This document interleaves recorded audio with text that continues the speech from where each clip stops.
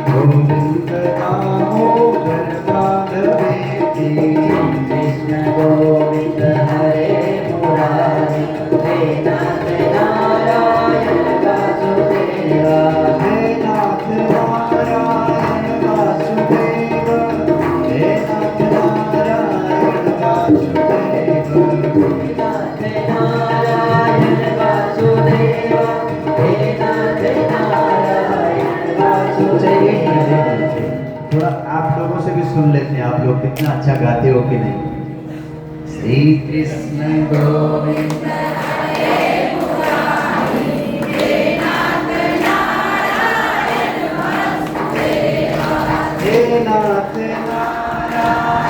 वासुदेवा हे नाथ नारायण वासुदेवा हे नाथ नारायण वासुदेवा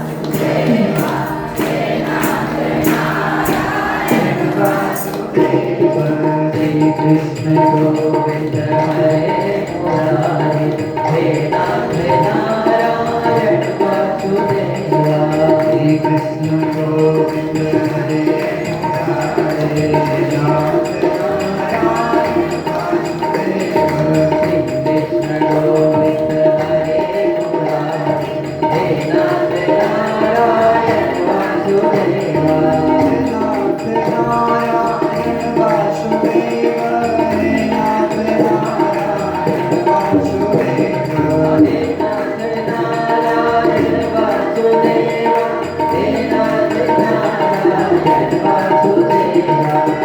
कृष्ण गोविंद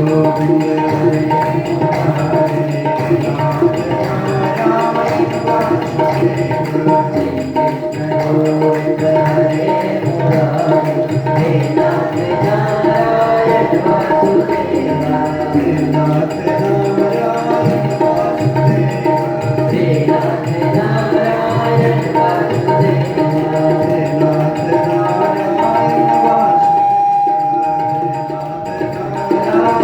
वासुदेवा हे नाथ नारायण वासुदेवा हे नाथ नारायण वासुदेवा हे नाथ नारायण वासुदेवा हे नाथ नारायण वासुदेवा। बोलो पुरुषोत्तम भगवान की जय हो, भगवान मुकुंद भगवान की जय हो। ये जो श्री कृष्ण दामोदर स्तुति है ना, बहुत सुंदर है। देहावसाने त्विदमेव गेयम, आप जिंदा हो बोले तब भी गाओ, और जैसा लगे कि अब प्रयाण का समय आए तो और जोर से गाओ। इदमेव जाप्यम, सोते गाओ, उठते गाओ, जपते गाओ। करार विंदेन पदार विंदम, ये वो झांकी है भगवान की। कौन सी? आप लोगों ने पिछली कथा सुनी थी ना, भगवान का बाल रूप जो है, भगवती आदि शक्ति ने बाल रूप गोविंद को प्रकट किया। तो कैसे भगवान बोले, कमल पत्र के ऊपर भगवान स्नान कर रहे हैं, लेटे हुए छोटे से गोविंद। आप लोगों ने चित्र भी देखा होगा, पत्ते के ऊपर भगवान कृष्ण बनाए। जब आदि शक्ति भगवती जगदम्बा ने भगवान कृष्ण को प्रकट किया तो इसी रूप में, क्योंकि जल ही जल था, उस जल के ऊपर एक कमल पत्र तैर रहा था, उसी के ऊपर भगवान कृष्ण शयन करके लेटे हुए हैं। कैसे? बोले करार विंदेन पदार विंदन, अपने हाथ के कमल हाथ से, कर कमल से, और अपने पंकज, अपने पैरों के जो है भगवान ने अंगूठा पकड़ा और अपने मुख में दिए। करार विंदेन पदार विंदम मुखार विंदे, क्योंकि भगवान का जो मुख है वो अरविंद है, कमल है, हाथ कमल है, कर कमल, पद कमल, मुख कमल। हमारे गोविंद कमल ही कमल है, जहां से देखो। तो कर कमल से अपने पद कमल को पकड़ करके भगवान अपने मुख कमल में दे रहे हैं। करार विंदेन पदार विंदम मुखार विंदे विनिवेशयम्, वटस्य पत्रस्य पुटे शयानम्, वट के पत्र के ऊपर भगवान शयन कर रहे हैं। ऐसे बाल मुकुंद को हम वंदन करते हैं। बोलो कृष्ण कन्हैया लाल। ये जो सारी स्तुति है, इसके अंदर सब इसी तरह का वर्णन होता है। देहावसाने तदमेव जाप्यम, अवसान के समय में, दुख के समय में, सुख के समय में, आप कैसी भी स्थिति में, इदमेव जाप्यम गोविंद दामोदर माधव, श्री कृष्ण गोविंद हरे मुरारे, हे नाथ नारायण वासुदेव। इस मंत्र का हर समय बोले जपते रहो। देहावसान, कब समय आएगा मृत्यु का, कब जाना है, कितने दिन बाद जाना है, 1 साल, 2 साल, 10 साल, 50 साल, हो सकता है थोड़ी देर में, हो सकता है 1 घंटे के बाद, हो सकता है 1 ही क्षण में।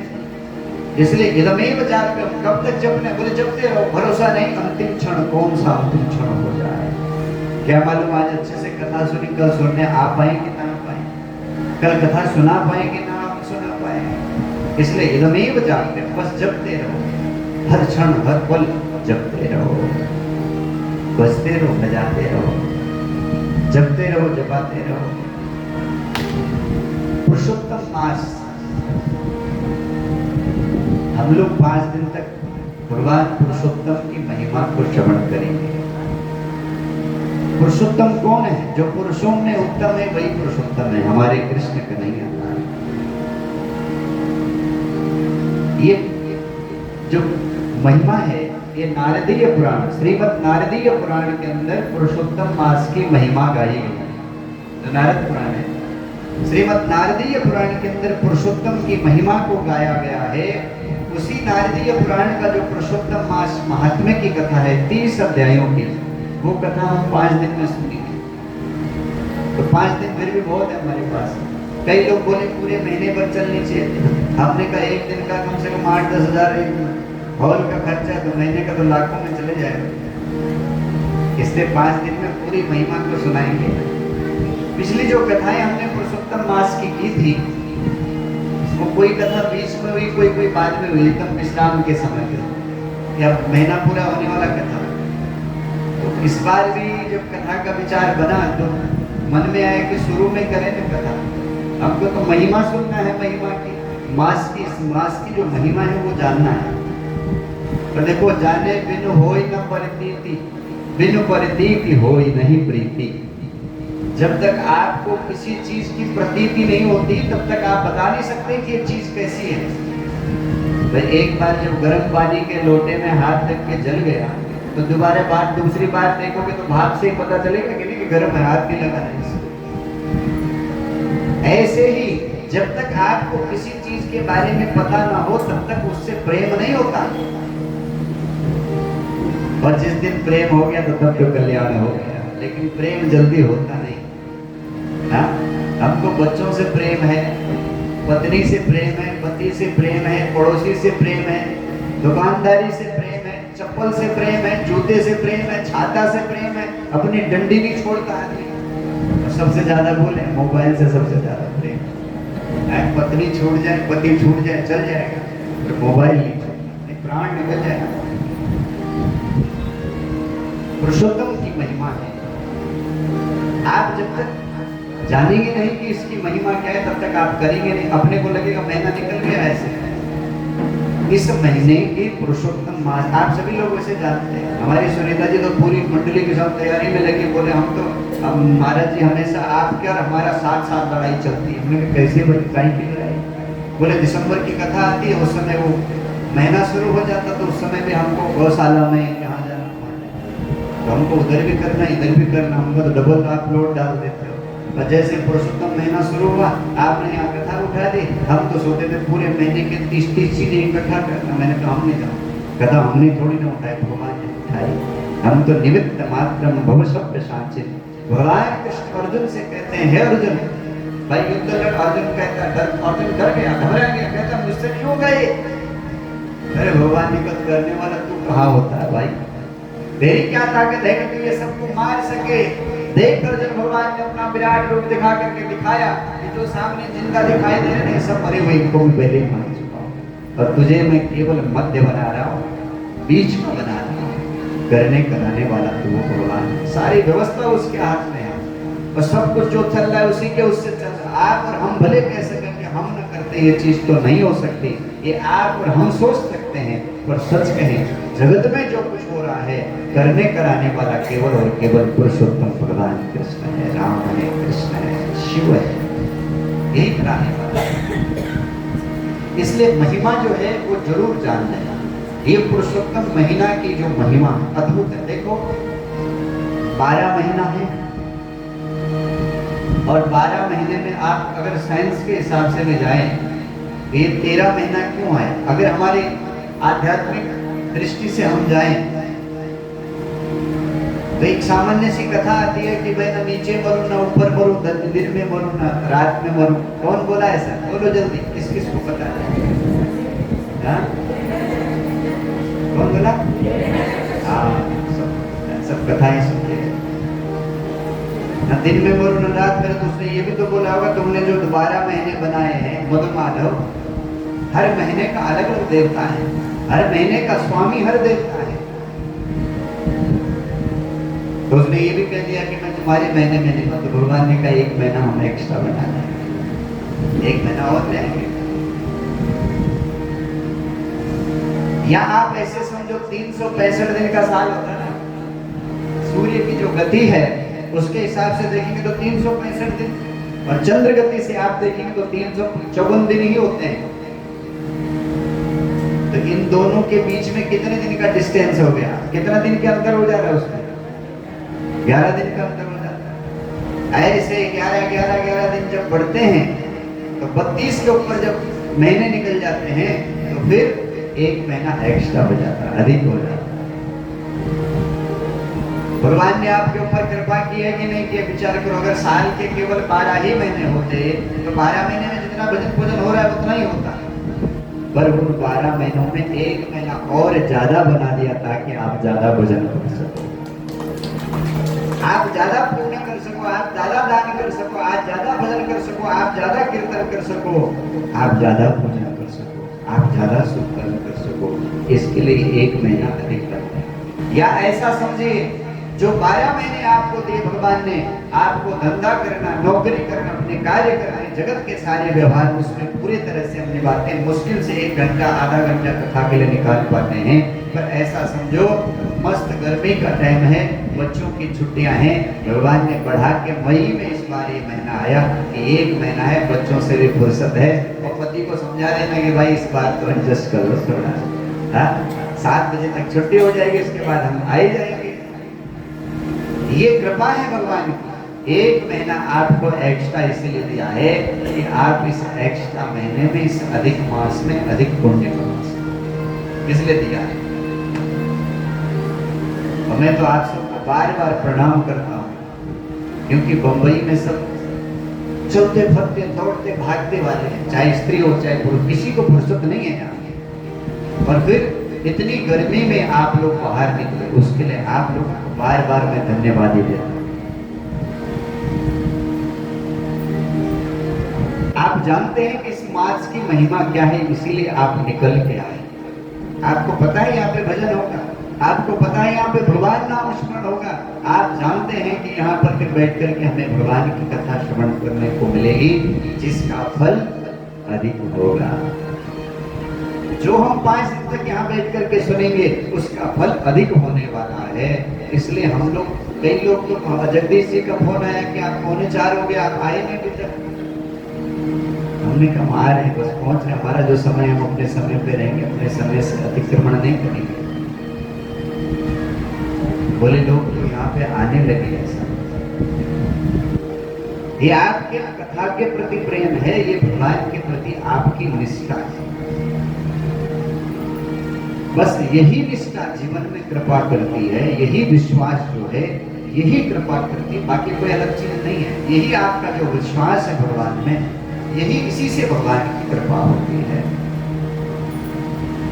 इस महीने में भजन, इस महीने में दान, इस महीने में सेवा, इस महीने में कथा श्रवण, ये आप जितना कर सको उसका अधिक फल है, क्योंकि ये अधिक मास है, ये अधिक मास है, इसको अधिक बनाया भगवान ने, और इसकी ताकत भी अधिक है।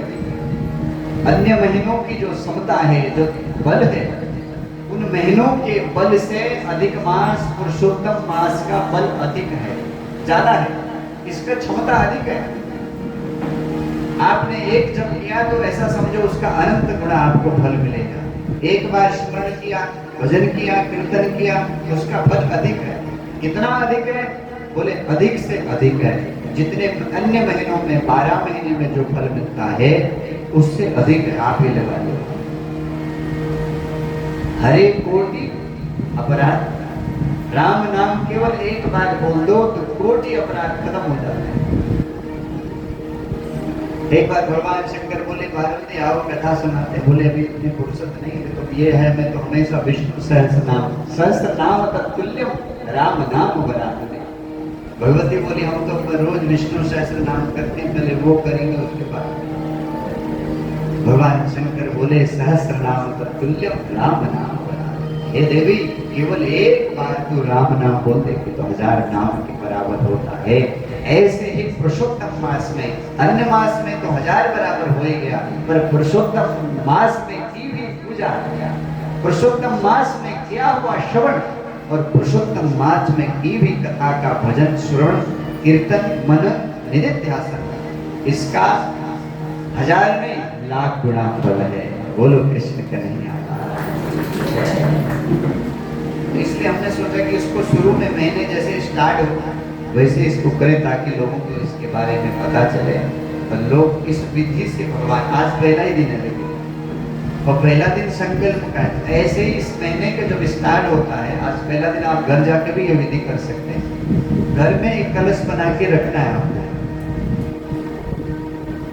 सामर्थ्य हो तो किसी को बुला के, नहीं तो कोई जरूरत नहीं, आप खुद बनाइए। एक लोटे में, तांबे का लोटा सबके पास, उसमें जल भरिए अपने घर का, गंगा जल उसमें डाल दीजिए। और भी तीर्थों का जल है तो वो भी आप डाल सकते हैं।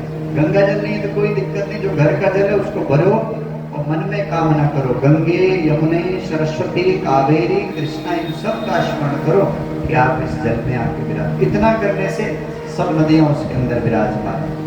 हल्दी, कुमकुम, चावल, अक्षत और एक सुपारी, उसके अंदर एक सिक्का डाल दीजिए और आम के पत्ते मिल जाए, आम के पत्ते लगाइए। एक नारियल लेते जाइए जहाँ भी आपके नजदीक में, तो उसको मौली लपेट के और उसके ऊपर रख देना। देखो वैसे जो है श्रीफल जो है वो पूजा में इस्तेमाल किया था, पहले श्रीफल ही इस्तेमाल। श्रीफल कौन होता है? जब नारियल पेड़ में सूख जाता है और फिर वो पूरा जटा के साथ जो होता है उसको श्रीफल बोलते हैं। पूजा में श्रीफल ही लगाया जाता था, पर धीरे धीरे धीरे वो श्रीफल गायब हो गया, अरे नारियल ये वाला शुरू हो गया। और देखो आगे इस कथा में शायद मुझे लगता आएगा, अभी तो मुझे विषय में आएगा कि नहीं, पर आपको बताते चलो। नारियल पे आंखें होती, जो श्रीफल है उसको आंखें होती है। कितनी आंखें? 3 आंखें। 2 अक्षर दिखाई देते हैं पर उसमें 3 आंखें। आप बताओ अगर आपका मुंह ऐसा कर देंगे तो आपको सामने दिखाई देगा? हा? आपको कोई बोले कि ऐसे करके चलो तो आपको दिखाई देगा? क्या करोगे? आगे चल के गिर के सीधा खड्डे में गिरोगे कि नहीं? हाथ पैर टूटेगा। हम जो अभी नारियल लगाते हैं पूजा में, ये हमारी भी मजबूरी है, क्योंकि जजमान लोग वही लेके आते हैं। हमने शुरू में श्रीफल लिखा, यहाँ मिलता भी नहीं है, बाजार में जल्दी मिलता है, कोई जल्दी मिलता ही नहीं, क्योंकि यहाँ तो वही वाला नारियल ही है वो भी, लेकिन वो सारी जटाएं कच्चा पानी वाला है और उसका थोड़ा सा ऊपर जटा रख देता है, तो उसको उल्टे, उसको सीधा भी नहीं रख सकते, बैलेंस नहीं बनता, तो उसको खड़ा ही रखना पड़ता है। तो जो आंखें होती है नारियल के ऊपर की, वो आंखें ऊपर की तरफ चली जाती है। शास्त्र कहता है आपको श्रीफल ही लगाना है। हमारी यहाँ परंपरा में पहले से श्रीफल लगाया गया है, पूजा में पहले से श्रीफल लगाया गया। सभी जगह आप लोग गाँव में भी रहे होंगे, आपने देखा होगा कि श्रीफल आता था मोटा पूरी जटाओं के साथ में और उसको ही लगाते थे। ये बीच में कौन ये नारियल लेके आए मालूम नहीं, पर वही चलता है। मैं कई बार कोशिश भी किया इसको चेंज करने का, यजमानों को बोलते मिलते ही नहीं जल्दी से, तो लाओ इसी को। जो आप श्रीफल नारियल लगा रहे हैं उसकी आंखें ऊपर की तरफ होते हैं, वो आपको नहीं देख रहा है, तो सारी पूजा गई ऊपर। अच्छा कई लोग क्या करते हैं, जैसे उसको बांध भी लें तो उसको उल्टा रख देते हैं पीछे की तरफ में, तो आंखें हो गई पीछे की तरफ। कोई ज्यादा समझदार है तो वो उल्टा करके रख देता है, मतलब पानी के अंदर तो आंख डुबा के रखे, वरुण देवता हाँ तेरे आंखों को ठंडक होगा। वो जो श्रीफल लगाया जाता था, वो श्रीफल श्रीफल ऐसे लगाया जाता था ताकि आंखें बिल्कुल सामने होती थी, उस पर कपड़ा लपेट के और फिर उसको इस तरह से रखते थे तो आंखें सामने, आप जो पूजा कर रहे हो सामने जिस देवता की पूजा कर रहे हो आपकी पूजा को, क्योंकि कलश में केवल वरुण देवता नहीं है, कलश के अंदर केवल वरुण देवता नहीं, जल का देवता। कलश की पूजा में आता है कलशस्य मुखे विष्णु कंठे रुद्र समाश्रिता मूले तत्स्थितो ब्रह्मा। कलशस्य मुखे विष्णु, उसके मुख में भगवान विष्णु। अब आप पूजा किए जा रहे हैं, विष्णु जी आपको देख ही नहीं रहे क्योंकि आंखें तो ऊपर गई। अब जो है हम लोग जो भी पूजा करेंगे कोशिश करेंगे कि श्रीफल ही हम पूजा में लाएंगे। लाओगे ना? श्रीफल ही लाएंगे। पंडित जी नारियल मंगाए, बोले हमको यही लगाना है, यही लगाओ। श्रीफल समझ में आया कि नहीं? हाँ, आप पूरा जटा के साथ सूखा हुआ रहता है, पूरा जटा के साथ, उसको श्रीफल बोलते हैं और इसको नारियल बोलते हैं। श्रीफल यानी वो श्री जी का प्रसाद है, श्री जी का फल है, माँ लक्ष्मी का प्रसाद है। और आप जानते हैं बिना लक्ष्मी के विष्णु जी भी किसी काम के नहीं है। शक्ति के बिना शिव भी शून्य है, इसलिए वो शक्ति है, अपने को श्रीफल ही लाना है। तो अभी जाते हुए अगर आप लोग संकल्प से चाहते हैं इसको महीने को पूरा निभाना, अच्छा भी आज पहला दिन है तो एक नारियल भी लेके जाए, कोई जरूरी नहीं उस पर कपड़ा लपेटना जरूरी नहीं, मोली आप उस पर लपेट दीजिए और उसको सुंदर पत्ते उत्ते लगा के श्रीफल ले जाना और सीधा श्रीफल लगाना, उसकी जो जटाएं आपके पास में रहेंगी उसी तरफ मुख होता है। श्रीफल से पता भी चल जाता है कि एक कोना सीधा प्लेन बना रहता है, तो उसको सीधा लगा के और फिर आप एक दिया वहां पे जला देना। भगवान की छवि आपके सबके घर में रहती है तो मंदिर में रख देना, श्रीफल को लगा कर नीचे अक्षत रखना, चावल उसके ऊपर नारियल रख करके रख देना और संकल्प कर लेना एक छोटा सा। ये महीना सबको पता है कौन सा महीना है? पुरुषोत्तम मास। इस समय संवत्सर जो है उसका नाम है रौद्र, रौद्र नाम का संवत्सर चल रहा है। इसलिए चारों तरफ देखो, उधर अमेरिका पहुंच गया, चाइना ट्रंप घुस गया चाइना में, पर हमारा वाला भी क्यों नहीं, ये सऊदी पहुंच गया उसके पहले। हाँ, इसने कहा तुम उधर तो हम इधर, इधर हम इनको गले लगा लेंगे, कल पड़ोसियों को सब इकट्ठा कर। आप पूजा करने बैठ रहे हैं क्योंकि आज पहला दिन है पुरुषोत्तम मास का, आपने कलश बना दिया, दीपक जला दिया, ठाकुर जी आपके पास में हैं, हाथ में जल लो और सबसे पहले बोलो कि संवत्स है रौद्र, रौद्र संवत्सर, महीना है पुरुषोत्तम, अधिक ज्येष्ठ, कृष्ण पक्ष और आज प्रतिपदा तिथि बार क्या है? रविवार। अपना घर का एड्रेस सबको पता रहता, अपने घर का एड्रेस पूरा बोल दो, ये बिल्डिंग, ये इलाका, ये फला, ये फला। फिर बोलो अपना गोत्र, अपने पति का नाम, अगर स्त्री कर रही है, पुरुष कर रहा है तो पत्नी का नाम फिर बाद में लेना, पति का नाम, अपना नाम और बच्चों का नाम।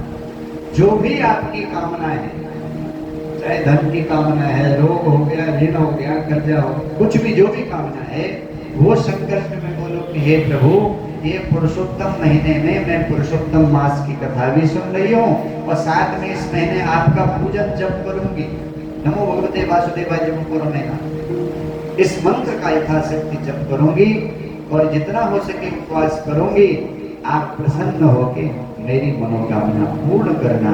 इतना बोल के हाथ का जल कलश को डाल देना और जितना भी आपसे बने पूजा पाठ, जो भी टीका चंदन चढ़ा कर सुंदर भगवान की आरती कर लेना। रोज ऐसा कर सको तो ठीक, नहीं तो टीका चंदन और दिया रोज लगा देना। जिस दिन पुरुषोत्तम महीना पूर्ण हो जाएगा उस दिन ज्यादा कुछ करने की जरूरत नहीं है, सबका अच्छे से पूजन आरती कर देना। अगर हवन आपसे बन सके तो कुछ भगवान के ओम नमो भगवते वासुदेवाय मंत्र के हवन कर दीजिएगा और एक सीधा निकाल करके। वैसे इसमें मालपुआ की महिमा ज्यादा है। मालपुआ, मालपुआ खुद में भगवान को पहले भोग लगाना, खुद भी पाना और कुछ मालपुए किसी ब्राह्मण को सीधा के साथ में दे देना। अद्भुत महिमा है। ये विधि सब लोग कर सकते हैं, एकदम सीधी सी विधि है। इस विधि से आप पूजन करिए, भगवान पुरुषोत्तम आपके जीवन में जरूर कृपा करेंगे। बोलो पुरुषोत्तम भगवान की जय हो। इस विधि से आप करिए और जप जरूर करिए, मंत्र जाप जरूर करिए। ओम नमो भगवते वासुदेवाय, ये भगवान का जो महामंत्र है। हरे राम राम राम हरे हरे, हरे कृष्ण कृष्ण कृष्ण हरे हरे। ये मंत्र जाप महामंत्र है भगवान का। इस मंत्र का जाप आप पूरे महीने भर करिए, जो भी संकल्प रहेगा भगवान पूरे करेंगे। क्योंकि पुरुषोत्तम मास का संकल्प ये साक्षात भगवान पुरुषोत्तम के चरणों में ही जाता है और भगवान पुरुषोत्तम जरूर कृपा करते हैं। बोलो लक्ष्मी नारायण भगवान की जय। आप कथा शुरू करो, एक भजन लेते हैं, फिर कथा में आगे बढ़ेंगे। बोलो बाल मुकुंद भगवान की जय हो। देना हो तो दीजिए जन्म जन्म। ये मैं कर रहा हूँ। ये हमारी भाभी जी हैं, महाड़ से आई हैं और हमेशा कथा में भजन हमारे साथ वहाँ गाती है। तो हमने कहा यहाँ भी आए तो यहाँ भी गा लो। देना हो तो दीजिए जन्म जन्म का साथ, देना हो तो दीजिए जन्म जन्म का साथ, देना हो तो दीजिए। भगवान से क्या कहेंगे? हे प्रभु देना है तो जन्म जन्म का साथ, देना हो तो दीजिए जन्म जन्म का साथ, देना हो तो दीजिए जन्म जन्म का साथ। मेरे सिर पर रख बनवारी, मेरे सिर पर रख बनवारी, अपने ये दोनों हाथ, देना हो तो दीजिए जन्म जन्म का साथ, देना हो तो दीजिए जन्म जन्म का साथ। अब तो कृपा कर दीजिए जन्म जन्म का साथ, अब तो कृपा कर दीजिए जन्म जन्म का साथ। मेरे सिर पर रख बनवारी, मेरे सिर पर रख गिरधारी, अपने दोनों हाथ, देना हो तो दीजिए जन्म जन्म का साथ, देना हो तो दीजिए। हरे हरे बोलो जय हो।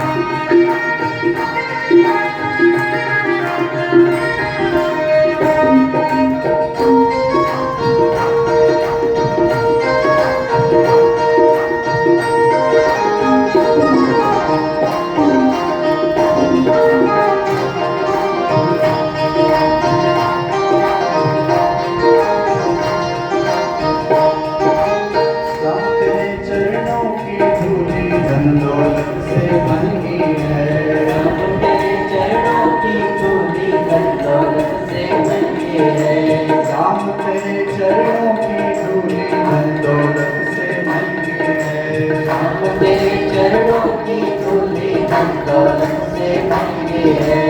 एक नजर कृपा की बाबा नाम इज्जत से महंगी है। बाबा इज्जत से महंगी है।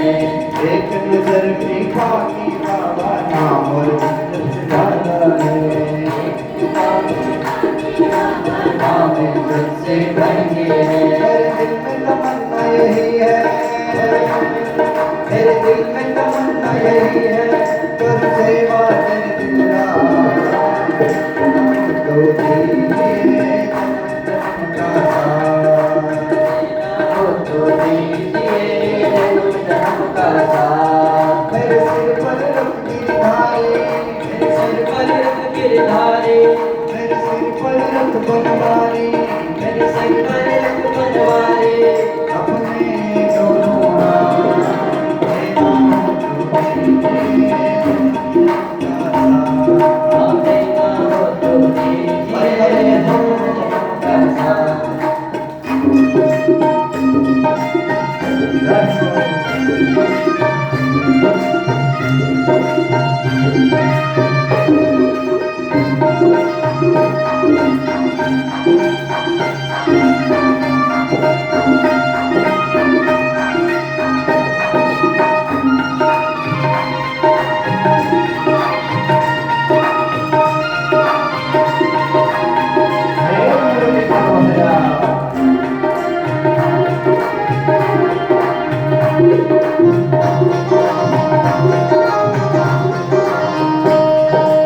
झुलस रहे हैं कमल धूप में प्यार की छैया कर दे तू।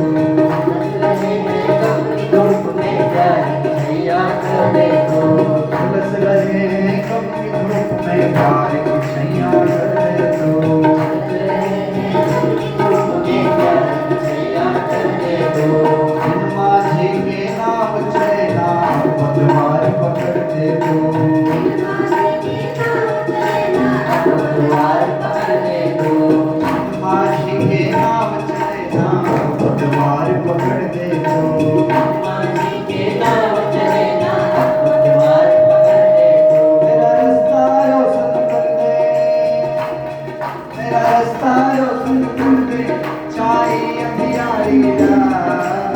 देना हो तो दीजिए जन्म का साथ। आप देना हो तो दीजिए जन्म का साथ। वक्त कृपा कर दीजिए जन्म का साथ। आप कृपा कर दीजिए जन्म का साथ। मेरे सिर पर रख गिरधारी, गिरधारी, मेरे सिर पर रख बनवारी, अपने दोनों हाथ देना हो तो दीजिए जन्म का साथ। आप देना हो तो दीजिए जन्म का साथ।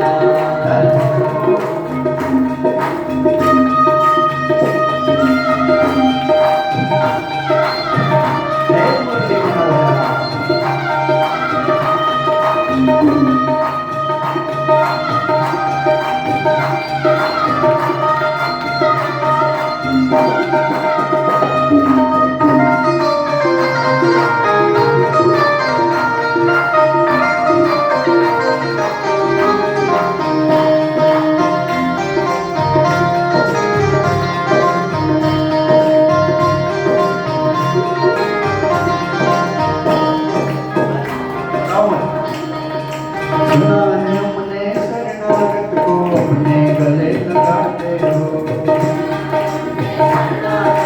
अपने गले लगाते हो। सुना हमने शरणागत को अपने गले लगाते हो। अपने शरणागत को अपने गले लगाते हो।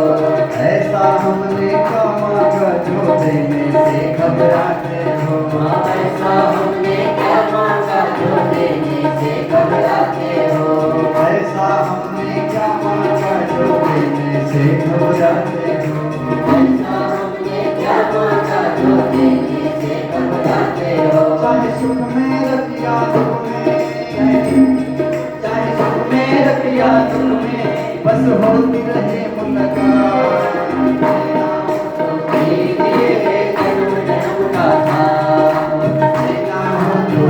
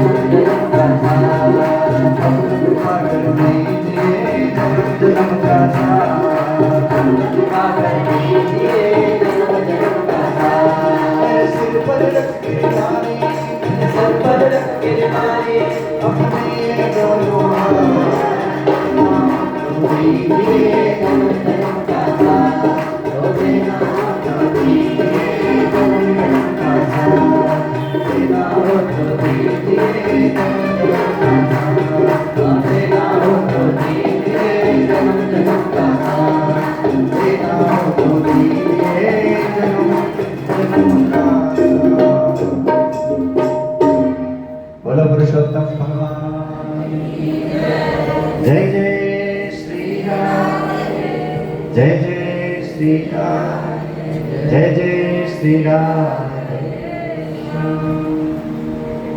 भजन इसलिए कराया, हमने कहा कहीं नींद हो तो आ रही हो, क्योंकि नींद को छोड़ के आए ना, रोज की आदत है सोने की, वो समय सोने का है, नींद तो आ ही जाती ना।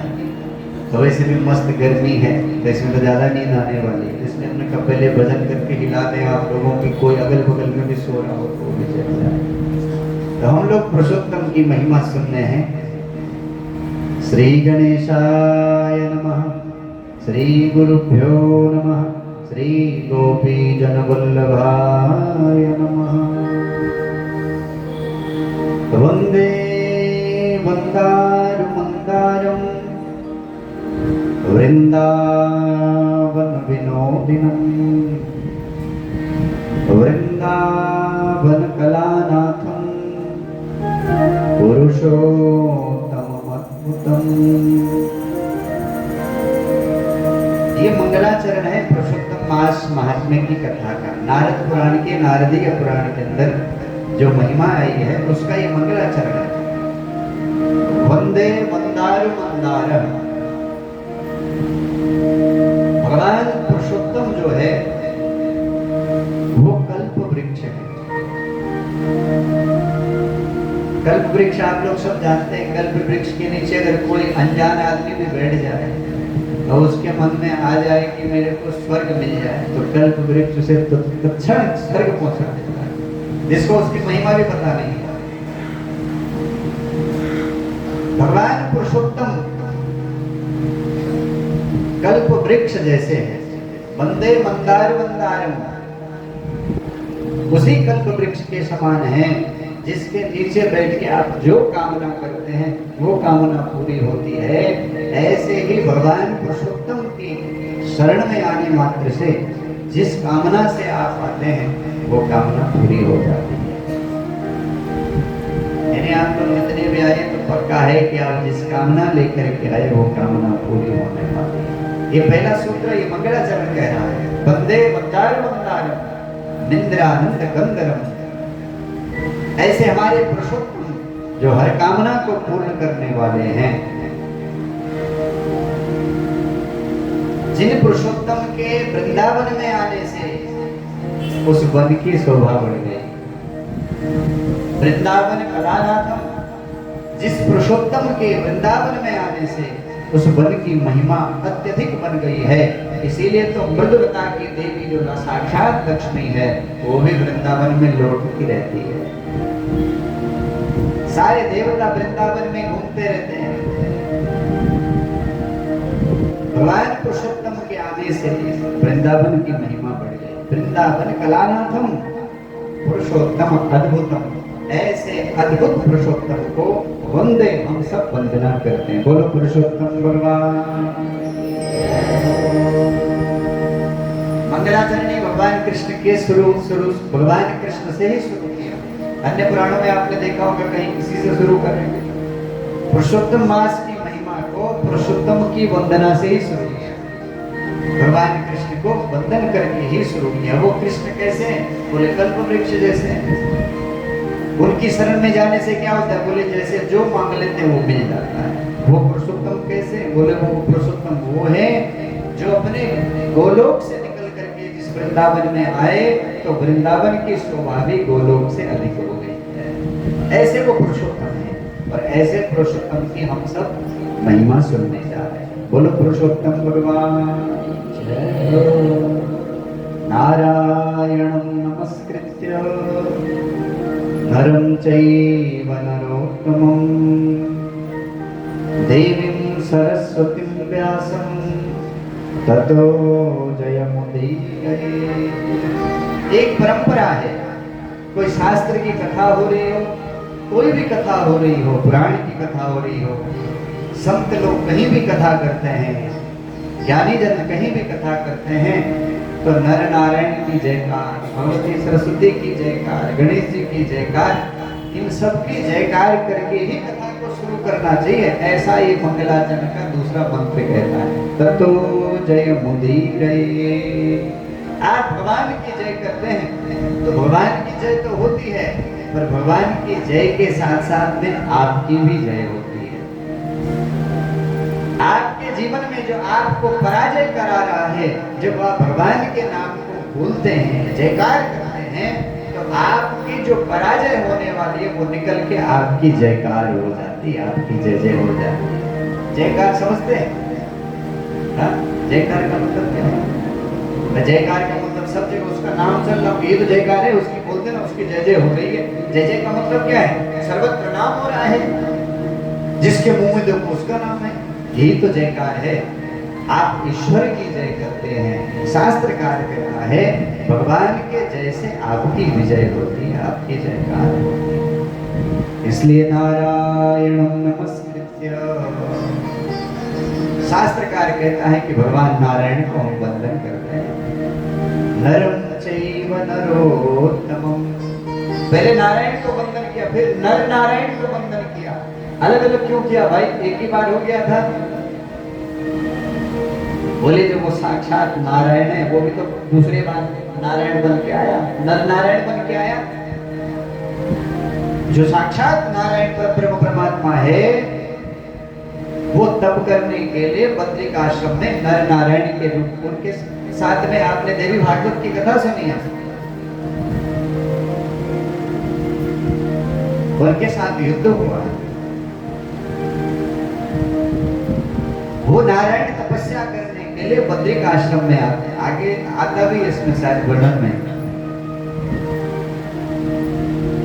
इसलिए पहले नारायण को वंदन किया, दूसरा तपस्वी नारायण जो बद्रिक आश्रम में बैठ के आज भी तपस्या कर रहे हैं, उन नारायण को वंदन, और उनके साथ साथ उनके जो नर हैं, अर्जुन सखा है, वही जो नर नारायण वहां बद्रिक आश्रम में बैठ के तपस्या कर रहा है, वही अर्जुन और कृष्ण बन करके फिर आते हैं। इसलिए उस नारायण को वंदन और इस नर नारायण को वंदन जो बद्रिक आश्रम में तप कर रहे हैं। नरं चैव नरोत्तमं, फिर बोले देवी सरस्वती, उसके बाद भगवती सरस्वती को वंदन किया, क्योंकि बुद्धि की अधिष्ठात्री देवी कौन है? सरस्वती। सरस्वती को वंदन किया, क्योंकि इस सरस्वती की जब कृपा होती है तभी आप उस नारायण को पहचान पाओगे। सरस्वती की कृपा न हो तो फिर आप नारायण को पहचान नहीं पाओगे। इसलिए उस भगवती सरस्वती को वंदन किया, जिस सरस्वती की कृपा से हमें बुद्धि मिली। और बुद्धि भी कैसे मिली? बुद्धि तो सबके पास में होती है, चोर के पास आपसे ज्यादा तेज दिमाग होता है? अभी कुछ समय पहले वो पूरा गूगल को हैक कर दिया, बताओ इतनी सारी उसने व्यवस्था लगाई, उसके बाद भी कर दिया। तो आपसे ज्यादा बुद्धि तो चोर के पास होती है। लोग बाद बनाने वाला लोग बनाता, उसके पहले चोर उसका सारी व्यवस्था कर लेता है। घर में जो ताला लगाते नहीं है, चोरों के लिए थोड़ी ना होता है। चोर क्या ताला से डरता है? वो ताला तो आपके मेरे लिए है। क्यों? आप जैसा सज्जन के मन में कहीं किसी का दरवाजा खुला हो और आपके मन में ना जाए, चलो के जाके देख लो क्या है, ताकि आप पाप से बच सको, इसके लिए वो ताला है। चोर के लिए नहीं। चोर तो वो तोड़ के आने वाला है, उसको पता है कैसे ताला खुलता है। आपके घर में जब लॉक चाबी खो जाती तो क्या करते हैं? दरवाजा तोड़ते हो क्या करते हैं? चाबी बनाने वाले के पास जाते हैं। जो वो चाबी बनाने वाले आपके पैसे दे के आपका ताला खोल सकता था, क्या वो वैसे नहीं खोल सकता ताला? वैसे नहीं खोल सकते क्या वो ताला? चोर उसी को उठा के लेके जाएगा। जैसे हनुमान जी वहां सुसैन वैद को, चल भाई उठा तुझे साथ में, तो बताओ कौन सी औषधि? बोलो एक नहीं, बोले आज इसकी पूरी औषधि हम लेके चले। पूरा लंका से हनुमान जी महाराज पूरे पर्वत को लाए, सुषेण को उठा के लाए युद्ध के मैदान में, तो यही बैठा है। अब बताइए, कोई यहाँ तो रोज लड़ाई होगी, आज लक्ष्मण मूर्छित हो गया, कल दूसरा हो गया, कौन जाएगा तेरे लंका रोज रोज? तो चोर भी उठा के उसको सीख लेगा ना, तो सीख लेगा। उसके पास ज्यादा बुद्धि है, हमसे ज्यादा बुद्धि उसके पास नहीं है। जो गलत काम करते हैं अपने से ज्यादा तेज दिमाग उनका होता है। इसलिए बुद्धि तो सबके पास में है, पर आप जैसी बुद्धि नहीं है। आपको भगवती सरस्वती ने कृपा की, इसलिए आप इस पंडाल के अंदर 4 बजे आके बैठ गए। यही वो सद्बुद्धि है। यही भगवती सरस्वती की जब हम स्तुति करते हैं, उसको वंदन करते हैं, तो हमारी मति को प्रेरित करती है और हमें कृष्ण कथा सुनने के लिए भगा देती है। जा जल्दी, रोज ही तो सोती है। आज नहीं सोएगी, 5 दिन नहीं सोएगी तो मर नहीं जाएगी, जल्दी समय निकल जाएगा। इसलिए उस भगवती को वंदन किया। देवीं सरस्वती व्यासं ततो जयमुदीरये। भगवान वेद व्यास को वंदन किया, क्योंकि व्यास जी के अनंत उपकार हम सबके जीवन में है। ऐसे शास्त्रकार कहते हैं कि इन सबकी जयकार करके ही कथा शुरू करनी चाहिए। बोलो व्यास भगवान की, बोलो शारदा मैया की, बोलो नर नारायण भगवान की, बोलो गणपति महाराज की, बोलो पुरुषोत्तम भगवान की। नैमिषारण्यमाजग्मुः मुनयः सत्रकामया। सीधा पुराण का नैमिषारण्य की धरती की तरफ ले जाता है। आओ मैं तुम्हें नैमिष में ले जाता हूँ। नैमिष में क्या हो रहा भाई? बोले नैमिष की धरती बड़ी पवित्र और पावन है। जितने पुराणों की कथा सुनो, यहाँ तक आप सत्यनारायण की कथा भी सुनते हैं तो वो भी नैमिष की धरती है। और नैमिष की धरती आज भी वही फल देती है जो सत्ययुग द्वापर त्रेता में जो देती थी, वही फल आज भी देती है। वो क्षेत्र निमिष का जो क्षेत्र नैमिषारण्य क्षेत्र, ये भगवान ने स्वयं अपने चक्र से निर्धारित किया। ये वो भूमि है जहाँ पे बैठ के तुम तप भजन आराम से कर पाओगे। आज भी वही महिमा है नैमिषारण्य की। और समय चक्र के अनुसार तीर्थों के भी भाग्य और अभाग्य हो जाते हैं। कभी कुरुक्षेत्र की इतनी बड़ी महिमा गाई, कुरुक्षेत्र को बहुत भीड़ लगती थी, कोई ऐसा समय था उसी तरफ भाग रहे थे लोग। कुछ समय आया कि प्रयाग की तरफ भागने लगे लोग, कुछ समय आया कि नैमिष की तरफ भागने। समय के चक्र के अनुसार तीर्थों की जो लीलाएं हैं वो भी बदलती रहती। कभी इस तरफ जाते हवा के लोग, कभी इस तरफ चल रुक जाती है।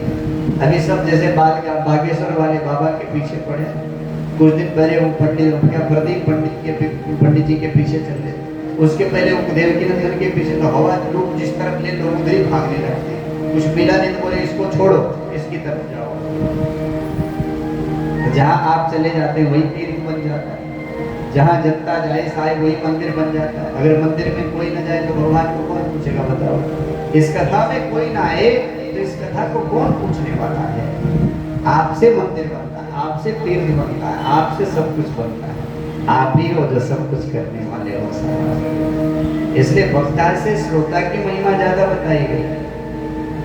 श्रोता की महिमा वक्ता से ज्यादा बताई गई, क्योंकि आप ही वो हैं जो एक पत्थर को भगवान बना देते हैं। आप ही वो हैं कि जो पाषाण के अंदर भगवान को प्रकट कर देते हैं। ये क्षमता आपके अंदर है। नैमिष की धरती की तरफ शास्त्रकार ले जाता है कि आओ नैमिष की धरती में चले। वहां पे क्या हो रहा है? बोले वहां पे बड़े बड़े ऋषि अपने गुफाओं से निकल रहे हैं। हिल कंदराओं में रहने वाले, पर्वत की गुफाओं में रहने वाले ऋषि निकल गए।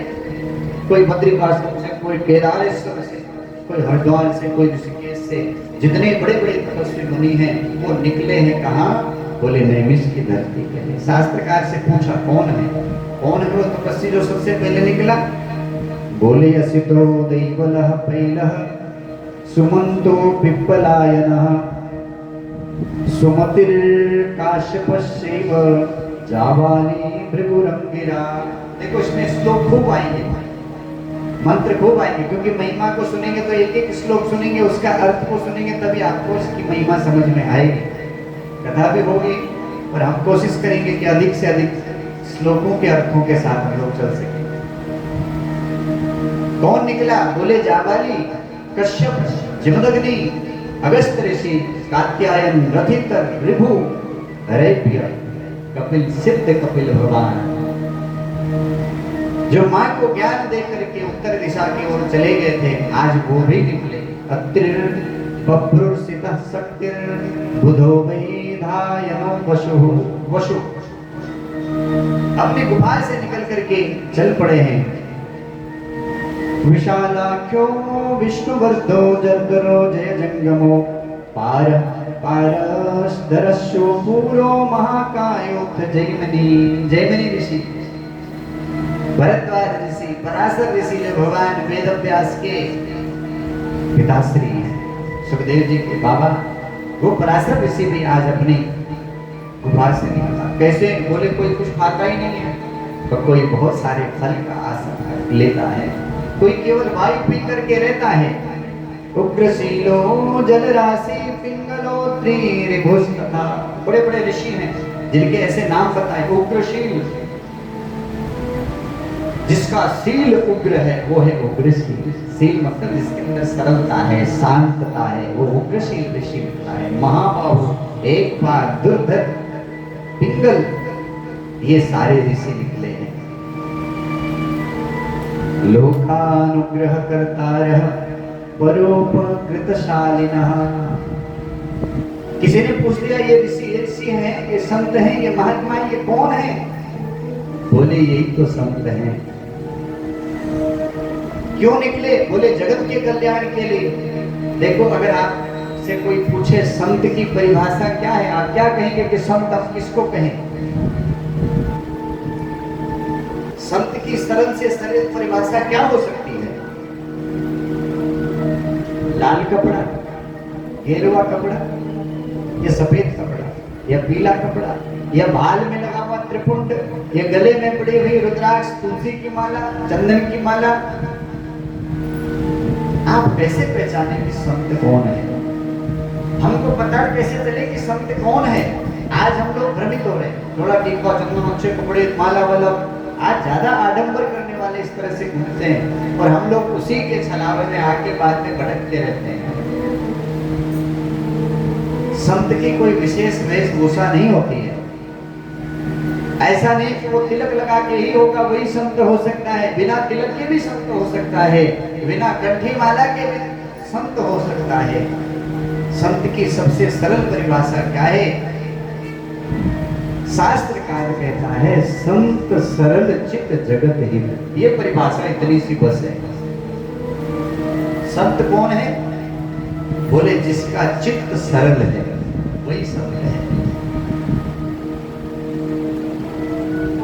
जिसका चित्त सम रहता है, जिसका चित्त सरल है वही संत है। ये सरल सा लक्षण है संत का। कहीं भटकने की जरूरत नहीं है। ये संत कौन है साहब ढूंढने जाए? हो सकता है आपके घर में ही कोई संत हो सकता है आपका भाई संत हो, आपका पिता हो सकता है आपका पड़ोसी संत हो। कैसे पहचाने? तो ये सूत्र दिया इसमें, यहां लिखा है लोकानुग्रह कर्तारः परोपकृतशालिनः।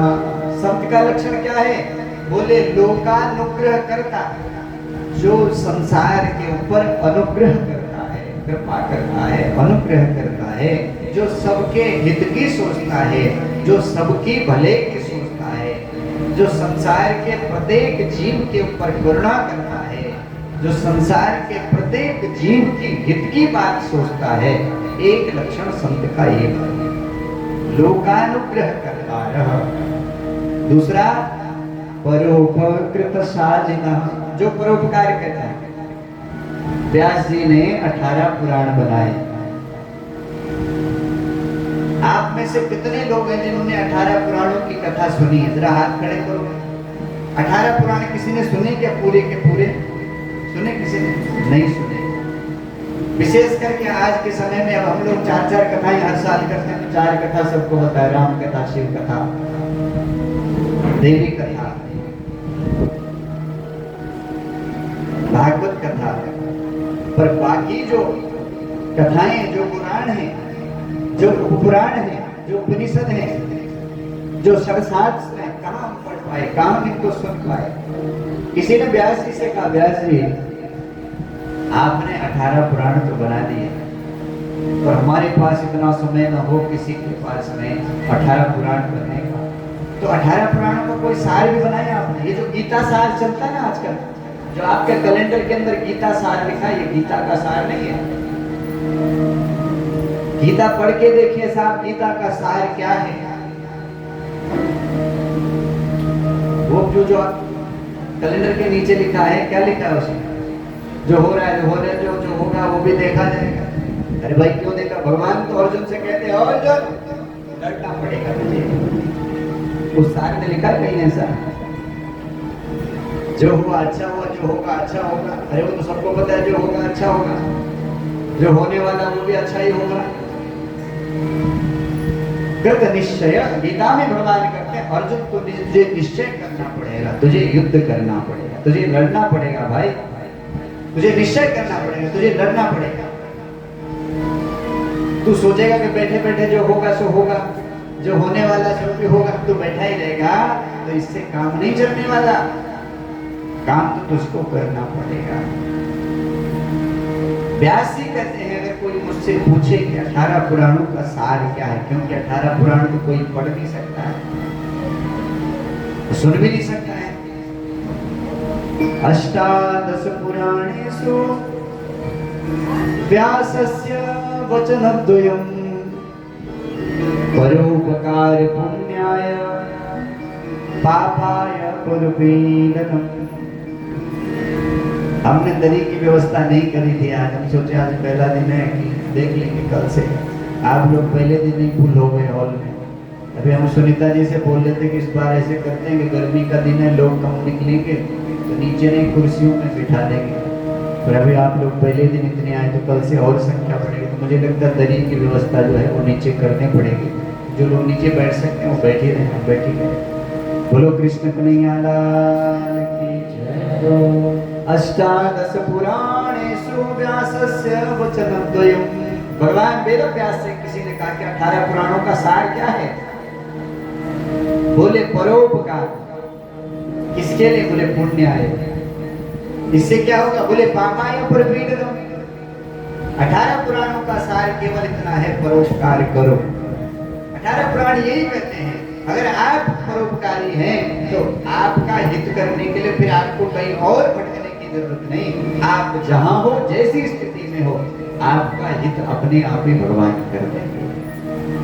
परोपकार पुण्य आया, क्योंकि आप जब परोपकार करते हैं उससे आपके पुण्य उदय होते हैं और आपके पाप खत्म होते हैं।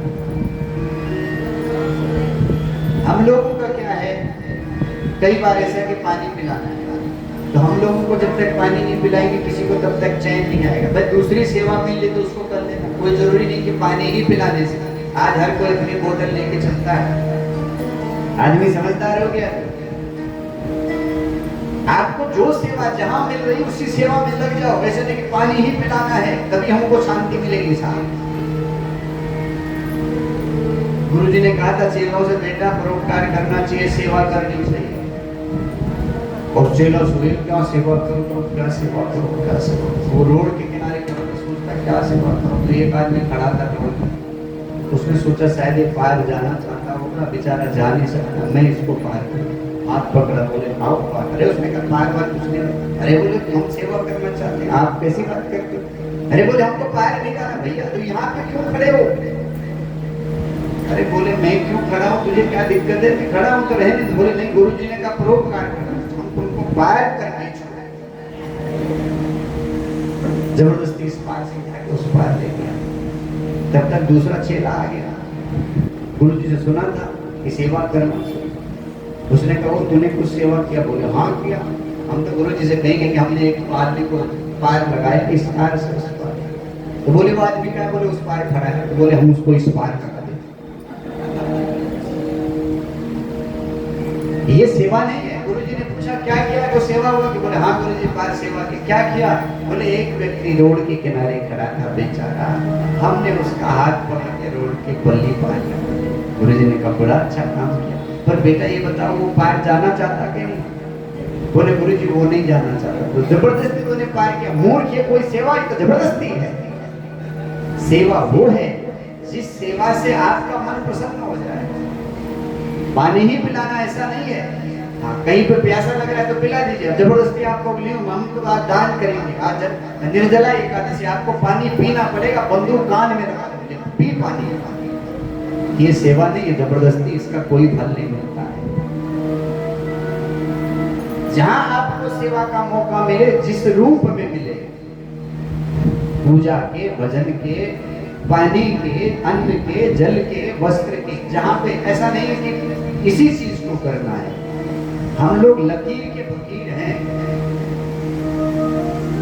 नहीं ये होगा तो किसी से, ऐसा नहीं है। आपको जहां जिस चीज की सेवा मिल जाती है वो सेवा, वही से कोई सेवा छोटी नहीं होती है। तो कोई सेवा बड़ी भी नहीं होती। कई लोगों को ऐसा लगता है कि बड़े क्षेत्र में जाके करेंगे तभी होगा, कुछ नहीं होगा। बड़े क्षेत्र में तेरे से देने वाले और बड़े बड़े, तेरे वहां कौड़ी की कीमत नहीं है। किसी छोटी जगह में अगर थोड़ा भी कर लिया होता तो साहब वहां पे जरूरत थी उस चीज की, वहां पे आवश्यकता थी। तेरी वो सेवा वहां पे उस जगह जाके जिसका कोई तुझे लाभ दिखाई नहीं दिया, तेरे मन को भी संतुष्टि नहीं मिली, छोटे जगह में करके उस सेवा से तुझे लाभ भी मिलता, तेरे मन को संतुष्टि भी मिल जाती है। शास्त्रकार कहता है परोपकृत शालिनः, पुरुषोत्तम मास की महिमा कहती है परोपकार करो। परोपकार किस लिए? बोले पुण्य है, इससे पुण्य की प्राप्ति होती है। संत क्या करते हैं? संत यही सब करते हैं। आपके घर के दीवार पे किसी धनी के चित्र नहीं लगते, किसी सेठ के, किसी बहुत बड़े पैसे वाले के चित्र नहीं लगते, आपके दीवार पे उसके चित्र लगते हैं जिसने परोपकार किया है, जिसने सबका हित किया है, जो शास्त्र कहता है लोकानुग्रह करता, जिसने जगत का कल्याण किया है, जीवों का कल्याण किया है, जिसने परोपकार किया है। पर प्रिय प्रताश सेवा श्रोत्रस्मात् परायणः, जो दूसरों के हित में लगा हुआ है, ये है संत के लक्षण। संत कौन है? जो परोपकार करता है। संत कौन है? जिसका चित्त सरल है। संत कौन है? जो दूसरों के हर जीव की हित की बात करता है। संत कौन है? जो हमेशा शुभ कर्म करता है। शोध स्मार्त वैदिक लौकिक जो विधि बताई गई है, जो इनको करता है उसको संत कहते हैं। और भगवान इन्हीं संतों के पीछे नंगे पैर भागते रहते हैं। आप मंदिर भागते हैं पर भगवान से पूछो तुम इस मंदिर में बैठे रहते हो, तो भगवान कहता है भाई तेरे देखने के लिए मैं मंदिर में हूं, पर सच कहूं मैं तो मेरे भक्त के पीछे दौड़ता रहता। बूढ़ो मोहे संत सदा अति प्यारे, बूढ़ो मोहे संत सदा अति प्यारे। भगवान कृष्ण से पूछा उद्धव ने, हे प्रभु आपको सबसे प्रिय कौन है? आपकी माँ देवकी या आपके पिता वसुदेव या मैं आपका सखा या आपके अन्य सखा? तो भगवान बोले भैया मुझे ये सब पसंद है, ये सब मुझे अच्छे लगते हैं, पर इन सब से अगर तू पूछे कि मेरी पहली पसंद क्या है, तो उद्धव मोहे संत सदा अति प्यारे। मुझे सबसे प्रिय मेरा संत है, मेरा भक्त है। जगत मेरे पीछे भागता है पर मैं संत के पीछे भागता हूं। जित जित संत सिधारे, मैं संतों के पीछे जाऊं। जित जित संत सिधारे, उद्धव मोहे संत सदा अति प्यारे। भगवान कहते हैं मुझे संत बहुत प्रिय है, और मैंने निवेदन किया संत के कोई वेशभूषा नहीं। संत लाल कपड़े में, पीले कपड़े में, सफेद कपड़े में, कोट पैंट में, टाई में भी हो सकता है। संत की कोई विशेष वेशभूषा नहीं होता है। संतत्व तो अंदर होता है, उसी से संत बनते हैं इंसान। वो टीका चंदन वो गरीब के घर में भी हो सकता है, वो अमीर के घर में भी हो सकता है, वो मंदिर में बैठा भी हो सकता है वो कहीं किसी की सेवा में बैठा हो। ये सब और भगवान कहते हैं मैं इनके पीछे दौड़ता हूँ। आपको अगर भगवान को देखना है, आप चाहते हैं कि मुझे भगवान मिले, तो किसी संत का चरण पकड़ लेना, एक दिन पक्का भगवान आपको मिलेंगे। क्यों? क्योंकि जहाँ संत है वहाँ भगवंत जरूर है। मैंने सोचा था कि इस कथा में एक एक भक्ति की कथा हम रोज सुने।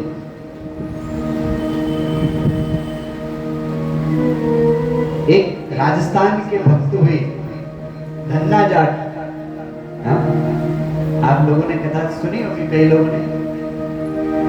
अद्भुत भक्त भगवान के, राजस्थान की धरती में इनका जन्म हुआ और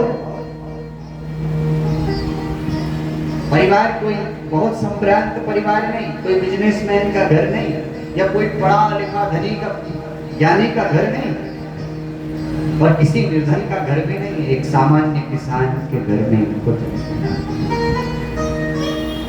छोटे से धन्ना जाट परिवार, कोई बहुत ज्यादा पूजा पाठ नहीं, कोई बहुत ज्यादा अलग से काम नहीं, बस जो अपने घर का नित्य नियम है वही पूजा पाठ घर में नित्य होता है। लेकिन संत ज्ञानी महात्मा किसान के घर में आते हैं, किसान गाली नहीं बेचता। धन्ना जाट के यहाँ भी इनके जो कुल गुरु कुल पुरोहित हैं वो अवसर अवसर पे आते रहते हैं। अभी एकदम छोटी उम्र है, छोटे से उम्र में है अभी धन्ना। एक बार इनके जो कुल पुरोहित हैं, कुल पुरोहित यात्रा पे गए, बद्रिकाश्रम केदारनाथ यात्रा करके बहुत समय के बाद जब कुल पुरोहित आए तो बड़ी बड़ी जटाएं दाढ़ी ये सब बड़े बड़े हो गए। पहले के समय में सुविधाएं थोड़ी ना थी यात्रा में कि आप साहब वहाँ सेलफोन लेके जाओ, सेल्फी खींच रहे, पर्वत के ऊपर चढ़ के पैर फिसला सीधा नदी में कूदका लगाया। पहले मरते थे पहले भी, लेकिन वो सिंह बाघ खाता था तब मरते थे। अब तो जानबूझ के मरते हैं सेल्फी के चक्करों में। कुल पुरोहित गए थे यात्रा पे, बहुत समय के बाद जब लौट कर दाढ़ी हो गई, बाल लंबे लंबे, जब कोई यात्रा करके आता था तो गांव वाले को आदर सम्मान करते थे, उनका पूजा करते थे, पद पखारते थे। क्यों? बोलते थे ये तीर्थ गया है तो तीर्थ बन करके आया है, इसके चरण धो। छोटे से धन्ना जाट अपने पिता के साथ रहते, कुल पुरोहित पूरी यात्रा करके आए, अपने यजमान धन्ना के जो पिता किसान है धन्ना के घर में ठाकुर की सेवा करते थे, गोपाल जी की सेवा। वैष्णव लोग तो गोपाल जी की सेवा करते हैं। शालिग्राम को रखते थे, शालिग्राम की सेवा करते थे बड़े सुंदर ढंग से। उठे तो प्रभु को भी जगाए, नहाए तो प्रभु का स्मरण बनाए, स्नान करने के बाद नित्य भगवान का अभिषेक करते, पूजन करते, जो सामग्री मिल जाती है उनसे गोपाल जी का सुंदर अभिषेक करते। भोजन बनता, जो भोजन बना पहले भगवान को पधराते, भगवान को भोग लगाते, उसके बाद फिर प्रसाद पाते। छोटा सा धन्ना,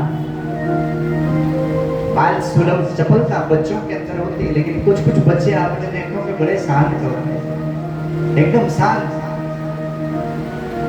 चपलता नहीं थी इनके अंदर, क्योंकि भगवान ने इसको अपने लिए चुना था। और ये धन्ना गुरु जी जब सुबह में स्नान करने के बाद चौकी के ऊपर अपने उस काले काले पत्थर को, शालिग्राम भगवान को निकालते, सिंहासन के ऊपर रखते, यजमानी परिवार के द्वारा दूध दही घी शहद पंचामृत बन के आता। और कुल पुरोहित यात्रा करके तो वैसे ही आए हैं, 3-4 दिन यहाँ यजमानी के घर में रहना है, इसलिए रोज वहीं पे सुबह में सुंदर भगवान का अभिषेक करते हैं। इनके पिताजी किसान, अपनी किसानी में अपने काम धंधे में मस्त, माँ अपने काम धंधे में, लेकिन ये छोटा सा धन्ना सामने आकर के कुल पुरोहित के बैठ जाता और टुकुर टुकुर भगवान को देखता रहता। एक दिन पूछ लिया, गुरु जी आप इसको इस काले काले पत्थर को ये सब चढ़ाते हैं, ये पत्थर के ऊपर को ये कौन है, आप इसके ऊपर क्यों चढ़ाते हैं? आप और हम होते बोले जब बर्दाश्त कर जब और वो ज्ञानी समझ गया कि इस बालक के अंदर आज जिज्ञासा, इसके अंदर एक ज्योत जगी है और इसका प्रश्न है कि मेरा हित कैसे हो, ये है कौन? अगर इसको आज रोक दो, टोक दो, तो इसकी आस्था आज से ही बंद हो जाएगी, आगे ये भक्त नहीं बन पाएगा। मुझे लगता है इसके जीवन में एक अंकुर पैदा हो गया है जो भक्त बनाने के लिए इसको लेके जाएगा। बस कहा, बेटा तुम्हें पता नहीं आपके घर में नहीं है? बोले नहीं गुरुजी, हमारे घर में तो ऐसा होता नहीं, हमारे घर में तो एक फोटो लगी है, रोज दिया लगता है भगवान जी का। बोले बेटा जो भगवान उस फोटो के अंदर है ना, वही प्रभु इसके अंदर है, ये शालिग्राम भगवान है। और बेटा ये जिसके जीवन में कृपा करते हैं तो उसके जीवन में सारे सुख आ जाते हैं। गुरु जी क्या ये भगवान की सेवा हम भी कर सकते हैं? धन्ना कहता है, धन्ना जाट कहता है प्रभु इसकी सेवा हम भी क्यों नहीं बेटा, तुम भी कर सकते हो। बेटा जब बड़े हो जाओगे ना तो तुम भी ऐसी सेवा करना। रोज वो बालक सुबह उठता, भगवान का अभिषेक देखता, भगवान का सुंदर अभिषेक मन ही मन बहुत प्रसन्न होता और मन ही मन कहता प्रभु मेरे जीवन में कब आओगे, मैं ऐसा अभिषेक आपका कब करूंगा। लोग कहते हैं देखने से कुछ नहीं होता, बहुत कुछ होता है, देखने से सब कुछ होता है। आज स्त्रियों के वस्त्र छोटे हो गए, लोग कहते तुम्हारी नजर गड़बड़ हो गई, तुम्हारी आंखें तुम ठीक रखो। अरे आंखें क्या ठीक रखो भाई, सामने वाला नंगा घूमे तो कितना बड़ा भी तपस्वी हो खींच के उधर ही नजर जाएगी। कितना बोल दो साहब कि नजर ठीक करो, अरे नजर ठीक ही है, कपड़े ठीक करो साहब, क्योंकि ये दृष्टि ऐसी चीज है इसको आप रोक नहीं पाओगे, उस तरफ जरूर जाएगी जहां नहीं जाना चाहिए। जैसी दृष्टि वैसी सृष्टि होती है, आपकी दृष्टि जैसी होती है वैसे आपका संसार बनता है। तो उस बालक की दृष्टि उस छोटे से गोपाल के ऊपर गया, मन खिंच गया, बुद्धि खिंच गई, शरीर खिंच गया। अब तो गुरु जी के पास ही बैठा है। गुरु जी फिर अभिषेक बेटा बेटा कल सुबह होगा।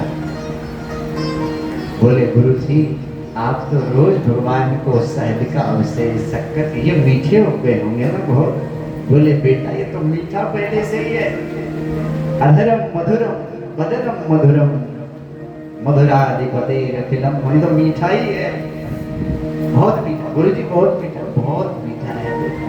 बस उस छोटे से धन्ना के हृदय के अंदर भगवान की वो छवि बैठ गई है। सोचता है कि ये भगवान मुझे मिल जाए बस। कुल पुरोहित 3-4 दिन रहे, जाने लगे। धन्ना बोले गुरुजी आप जा रहे हैं?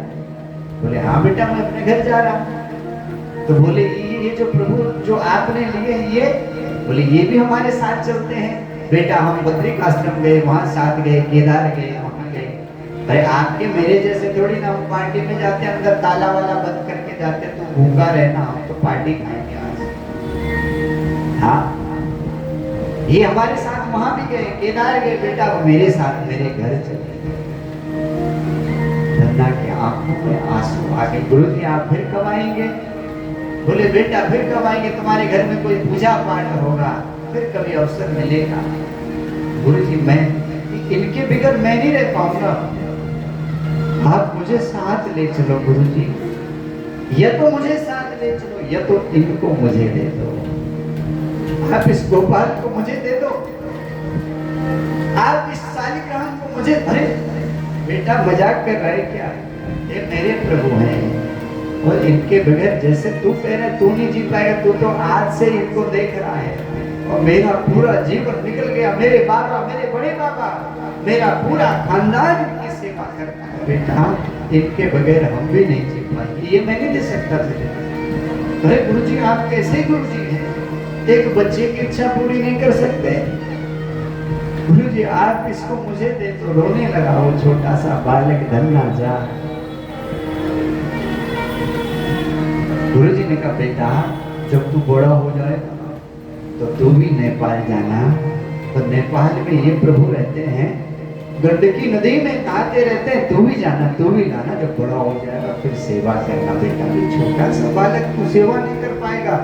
गुरु जी आप कर सकते तो मैं नहीं कर सकता, मैं क्यों नहीं कर सकता? गुरु जी मैंने देख लिया आप कैसे जल से अभिषेक करते हैं, कैसे घी से कहते हैं, मैं भी ऐसे ही करूंगा। गुरु जी फिर आप मुझको दे के जाओ। रोने लगा बालक। कुल पुरोहित सोचता है कि ये तो बड़ी मुसीबत खड़ी हो गई, तो इसको कैसे दे दूं मैं? बार बार समझाते हैं बेटा ये तुम्हारा काम नहीं। बोले तुम्हारा काम हो सकता तो मेरा काम क्यों नहीं हो सकता? गुरु जी धन्ना कहता मुझे दे दो गुरु जी। कुल पुरोहित ने यजमान को बुलाया, पिता किसान के उनके पिता को, अपने बेटा को समझाओ, अभी तो मेरे प्रभु मैं कैसे दे सकता हूँ भाई, ये तो मेरे प्रभु, ये तो मेरे साथ जाएंगे। बोले गुरु जी अब बालक के मन में आएंगे तो हट पे आगे आपको दे दो नहीं। अरे बोले कैसे दे दो, मैं नहीं दे सकता, ये मेरे प्रभु, इनके बगैर मैं नहीं जी सकता है, और ये तो हमारे खानदान से इनकी सेवा, ये मैं नहीं दे पाऊँ। अरे बोले गुरु जी बच्चा रो रहा है, उसकी जिद है, दे दो। बोले नहीं दे सकते। बोले आप ही कुछ करो फिर। किसान पिता जो धन्ना के पिता है, आप ही कुछ करो। क्या करूं मैं? अरे मैं अपने ठाकुर को तो दे नहीं सकता, और मैं जा रहा हूँ। बोले बच्चा देख रहे हो कितना रो रहा है। जो जाने को तैयार है, बालक मूर्छित होकर धन्ना नीचे धरती पर लौट गया, बेहोश हो गया। बोले गुरु जी आए, बैठे, पिता ने जल छिड़का, होश में आए, कहा गुरु जी मुझे दो, नहीं तो मैं प्राण त्याग दूंगा। गुरु जी आफत में आ गए कि मेरे प्रभु को मैं कैसे छोड़ दूं। धन्ना के पिता ने कहा गुरु जी पास बुलाए। गुरु जी एक काम हो सकता है, आप कहीं से इसी तरह का एक ठाकुर जी और लाओ, एक पत्थर ले आओ, इसमें बच्चा, इसको तो पता नहीं चलेगा, और कुछ युक्ति से बच्चे को समझा देंगे और इनको थमा के आपने बोलवा। बोले ठीक है। बालक से कहा बेटा आज मैं यहीं रुकता हूँ, कल जाते हुए तुझे अपने ठाकुर जी देख के जाऊंगा। शाम के समय में इनके जो गुरु है, गुरु पुरोहित है, वो निकले घर से और कहीं जाकर के काला सा पत्थर लेकर के आए। काला पत्थर ले आए, वैसे सालिग्राम जैसे उठा लिया कहीं से पत्थर, और सुबह में क्या किया, उस पत्थर को लाए, नलाए धुलाए, टीका उका करके चंदन माला वाला लगा के सिंहासन रखा, और उस सिंहासन के ऊपर जो नकली पत्थर लाए उसको रख दिया, और अपने जो ठाकुर जी सालिग्राम थे उनको नीचे रख दिया पास में। सुबह धन्ना आया, बोले गुरु जी एक काले काले प्रभु ऊपर, एक काले काले नीचे, ये ऊपर वाले ऊपर, ये नीचे वाले नीचे, ये दो दो कैसे? बोले बेटा जो ऊपर वाले हैं ये बड़े वाले हैं, ये बड़े वाले ठाकुर जी हैं, ये नीचे वाले गुरु जी। बोले गुरु बेटा ये छोटे वाले हैं। अच्छा गुरु जी। बोले बेटा तू कह रहा था कि हमको मेरे मेरे ठाकुर जी ने, बता तुझे कौन सा चाहिए, मैं दोनों की सेवा रोज करता हूँ, बता तुझे कौन सा वाला चाहिए? ये राजा वाला जो ऊपर सिंहासन बैठा वाला राजा वाला ठाकुर जी कि ये सेवक वाले ठाकुर जी? बोले ठीक है, सेवक वाले हम क्यों लेंगे गुरु जी, हमको तो राजा वाले ठाकुर चाहिए जो नकली पत्थर रखा हुआ था। बालक ने कहा मुझे ये दे दो। संत ने क्यों वो पत्थर दिया, अपने ठाकुर क्यों नहीं दिए? सोचा मेरे प्रभु तो साक्षात हैं, और इस बालक को मैं दे दूं, कहीं इस बालक से कोई अपराध बन गया भगवान की सेवा में, तो कहीं उसका दंड न मिले बालक को, नहीं तो दे सकते थे अपने ठाकुर को भी। सोचा ये पत्थर है, पूरी निष्ठा करेगा भगवान की, भगवान की कृपा करेंगे, इसकी निष्ठा भी बनेगी। कहा गुरु जी मुझे तो यही वाला चाहिए जो ऊपर बैठा हुआ ठाकुर है, बस। गुरु जी ने वो पत्थर उठाया काला, धन्ना के हाथ में दिया, बेटा जैसी सेवा मैं करता हूँ वैसी सेवा करेगा ना, मुझे वचन दे। धन्ना जाट कहता है गुरु जी हम आपके जैसी सेवा करेंगे, रोज भगवान का अभिषेक करेंगे, बिना अभिषेक के भगवान के कुछ पाएंगे नहीं। गुरु जी ने कहा इतना ही करेगा बेटा, रोज जो घर में भोग बनेगा पहले तो भगवान को बदलाना, भगवान को भोग लगाना, और उसके बाद ही पाना। गुरु जी भगवान भोग पाते हैं? बोले हाँ बेटा, भगवान को पत्रम पुष्पम फलम तोयम यो में भक्त्या प्रियश्यते। भगवान कहते हैं तुम मुझे जो भी प्रेम से चढ़ाते हो मैं उसको पाता हूँ।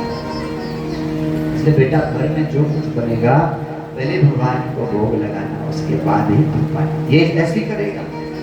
धन्ना ने कहा हाँ गुरु जी मैं ऐसा ही करूँगा। ये कह करके गुरु जी ने वो पत्थर पकड़ाया, गुरु जी के चले।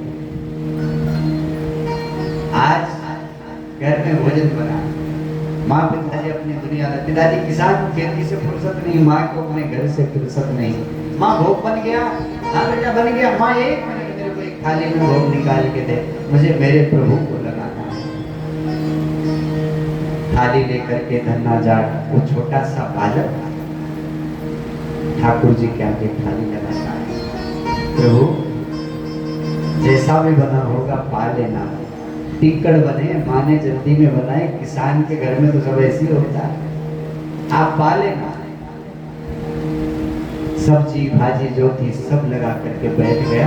प्रभु आप पाओ, मुझे भी भूख लगी है, क्योंकि रोज का नियम तो था नहीं उठ के सीधा ही हम तो पा लेते थे रोज, पर गुरु जी ने कहा है कि पहले भगवान को भोग लगाना तभी पाना, इसलिए पहले नहाए, दंतुन किया, नहाए धोए, उसके बाद सब अभिषेक किया, आपका पूजन किया। समय बहुत हो गया, भूख बहुत लगी हमें भी, इसलिए आपको भी लग गई होगी, इसलिए आप भी पाओ और फिर मैं पाऊं।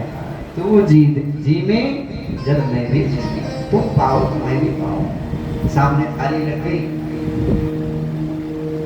वो पत्थर के अंदर के भगवान कहा निकले नहीं, 5 मिनट 10 मिनट 15 मिनट आधा घंटा हो गया, भगवान तो आए।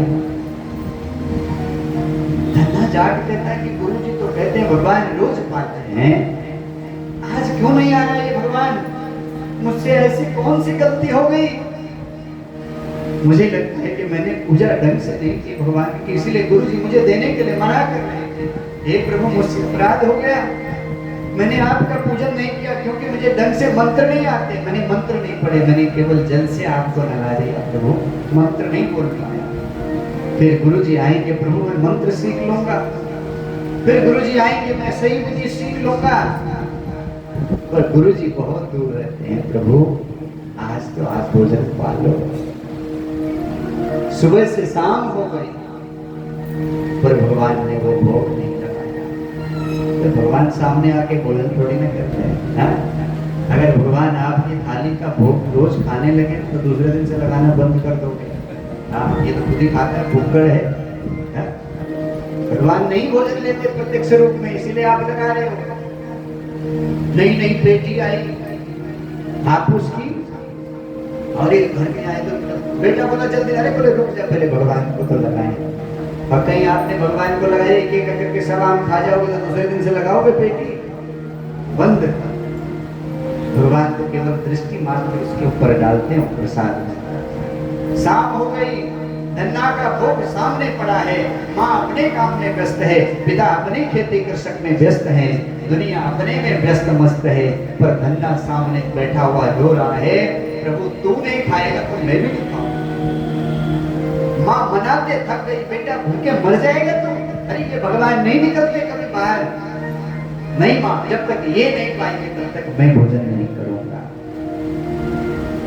ये भक्त की महिमा सुन रहे हैं, यही महिमा पुरुषोत्तम की महिमा है। धन्ना कहता तुम नहीं पाओ, 3 दिन हो गए, रोज भोजन बनता, रोज लगता, भगवान नहीं पाते प्रत्यक्ष, तो ये भी नहीं, 3 दिन तक। अरे साहब भगवान लक्ष्मी जी बोले हैं निष्ठुर प्रभु, हमने तो सुना है कि जगत वाले आपको करुणामयी प्रभु कहते हैं, कृपामयी कहते हैं, आपकी करुणा कहाँ चली गई। अरे एक छोटा सा बालक 3 दिन से आपको भोग लगा रहा है और आप उसके भोग को नहीं पाते, बालक मर जाएगा, लक्ष्मी कहती है। भगवान ने कहा लक्ष्मी तू सही कहती, मुझे जाना ही पड़ेगा। आज जब धन्ना ने भगवान को भोग लगाया, तीसरे दिन का भोग था, कहा प्रभु अगर नहीं पाओगे तो हम भी नहीं पाएंगे। तुमको क्या लगता है तुम हटी हो, अरे तुमसे ज्यादा हम हटी हैं, क्योंकि हम आपके हैं ना, आपके भक्त हैं। अगर आप हटीले हैं तो हम भी हटीले हैं, जब तक तुम नहीं पाओगे तब तक हम भी नहीं पाएंगे। भगवान को प्रकट होकर बाहर निकलना पड़ा, गोपाल जी को शालिग्राम से भगवान बाहर निकल आए। बालक तो बेहोश हो गया, सर थाली लगा करके, उस धन्ना जाट को भगवान ने उठाया, बेटा धन्ना उठ जा बेटा, मैं आ गया। सोचते सपना देख रहा हूँ क्या, 3 दिन से बुला रहा था, आए नहीं। नेत्र खोल करके देखे तो सामने पुरुषोत्तम भगवान खड़े हैं। बोलो पुरुषोत्तम भगवान, सामने भगवान खड़े हैं। बेटा तू क्या चाहता है? बोले प्रभु 3 दिन से गुरु जी ने कहा जब तक आप नहीं पाते, तो गुरु जी का भोजन तो आप रोज पाते हैं ना, हमारे भोजन को पाने को 3 दिन क्यों लगाया? पहले मुझे जवाब दो, क्या गलती मुझसे हो गई? अरे भोजन अच्छा नहीं बना था तो बोल लेते चख के अच्छा नहीं बनाया, अच्छा से बनवा लेते, तो कम से कम आप तो आए 3 दिन हो गए, हद हो गई, मेरी आंखों का पानी खत्म हो गया रोते रोते। लोग कहते तुम कृपालु, दयालु, कैसी कृपालु हो? ये तो बच्चा 3 दिन से रो रहा है प्रभु।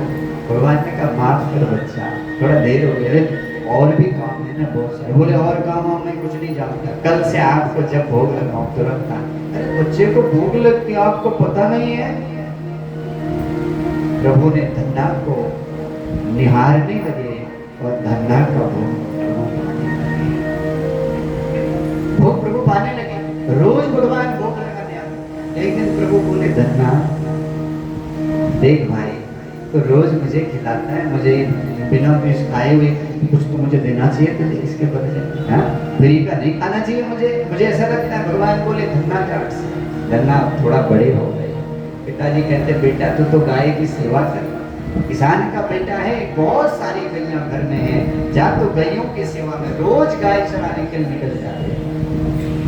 अपने जो घर से ले जाते ना पकवान बना के रोटी इत्यादि, जंगल में बैठ के प्रभु को पहले भोग लगाना, प्रभु आओ तो भोग लगाओ, तो भगवान सामने प्रकट हो जाते और भोग लगाते। एक दिन भगवान ने कहा देख भाई धन्ना, रोज तू मुझे खिलाता है, तेरा कर्जा मेरे ऊपर चढ़ रहा है, मैं बिना कुछ दिए तुझे खाऊंगा नहीं, मुझे भी कुछ काम करना पड़ेगा तेरा। धन्ना बोले प्रभु आप क्या काम करोगे, आपके इतने कोमल चरण, आपके हाथ इतने कोमल। प्रभु आप तो ऐसी ठीक है, कुछ समय तो बोझ नहीं, मुझे कुछ काम दो। छोटा सा भोला बालक कहता है आपको कुछ काम आता है कि नहीं आता है? भगवान ने कहा हमको बहुत काम आता है। अच्छे से करोगे ना? भगवान बोले अच्छे से करूंगा, काम बताओ ना तो क्या काम करना है? बोले समझ ही नहीं आ रहा कौन सा काम दो, किसान का बेटा हूँ, खेती का काम हमारा ज्यादा होता है, हल लगा लोगे?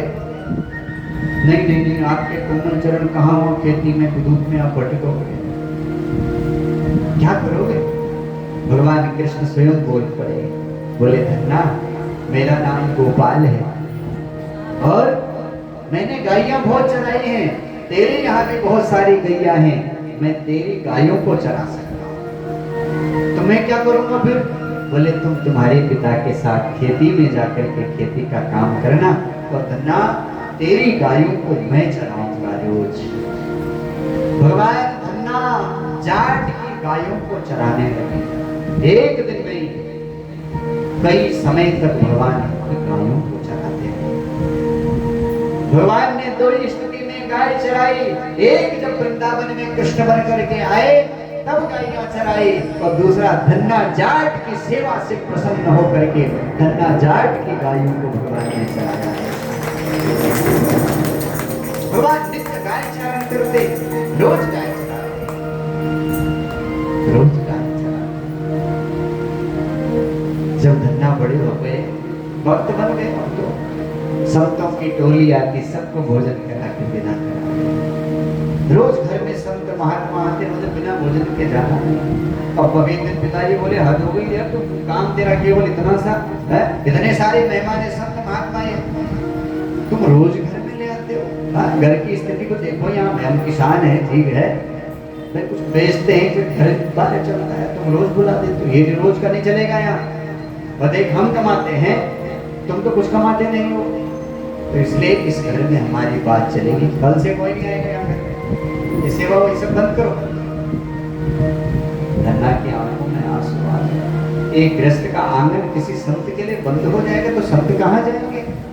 पिताजी से कुछ बोले नहीं, कैसे बोलो, पिता है, क्या करूं? कुछ बोले नहीं, मौन हो गए। आज खेती का समय आया है, चारों तरफ सब किसानों ने अपने हल निकाल लिए हैं, बैल निकल गए बाहर, खेती का भी बोने का समय आया है। कल ही तो घर से टोली निकली थी संतों की भोजन करके, पर अब पिता ने कहा है कि घर में अब कोई नहीं आएगा संत महात्मा, तो ऐसी बांटता रहता सबको, इसलिए नहीं। धन्ना कहता है क्या करो, मैं इस सेवा से विमुख नहीं हो सकता, कोई बात नहीं, देखा जाएगा। सब किसान अपने बीज लेकर के खेती बोने के लिए निकले हैं।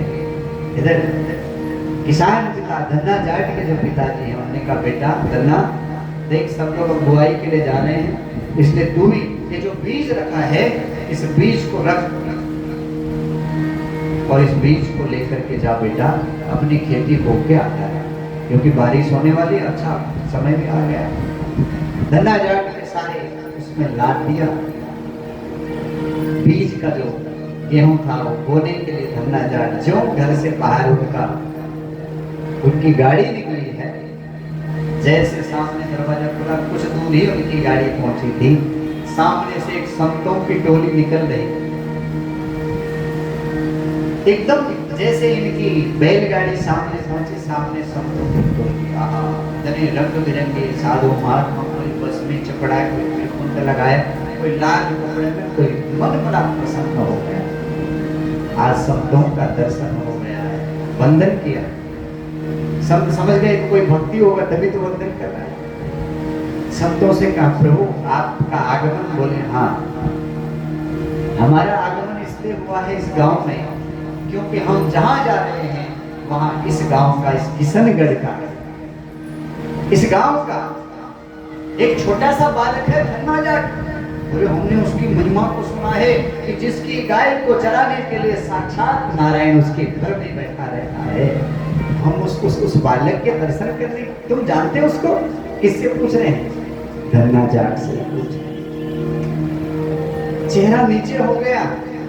संत अपनी प्रशंसा को, उसको अच्छा नहीं लगता है कि उसकी प्रशंसा कोई करे। वो कहता है प्रशंसा की संत का ये लक्षण है। हमको हमारी प्रशंसा कोई करे तो हम चौड़ा हो जाते हैं, हाँ हाँ दो चार और बोले हमारे बारे में, अपने को ऐसा लगता है कि मेरी बड़ाई करे। पर संत कहता है बड़ाई अगर किसी की करनी है तो वो भगवान की करो, बड़ाई लायक केवल मेरा भगवान है, हमारी क्या औकात है। मुंह नीचे झुक गया, कहा तुम जानते हो?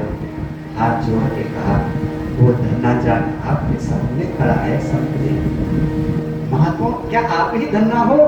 अरे आपके तो पैर नहीं, आप संत महात्मा, मैं आपको वंदन करता हूँ। अरे आपकी महिमा तो चारों तरफ फैली है, बस बस बस अब तो कहीं जाएंगे नहीं, आपके घर में ही आज बसेरा करेंगे। सारी टोली बोली आज आपके घर में बिल्कुल चकाचक, किसान आपके पिताजी चकाचक भोजन होगा, खीर बनेगी, रबड़ी बनेगी, पुआ बनेगी।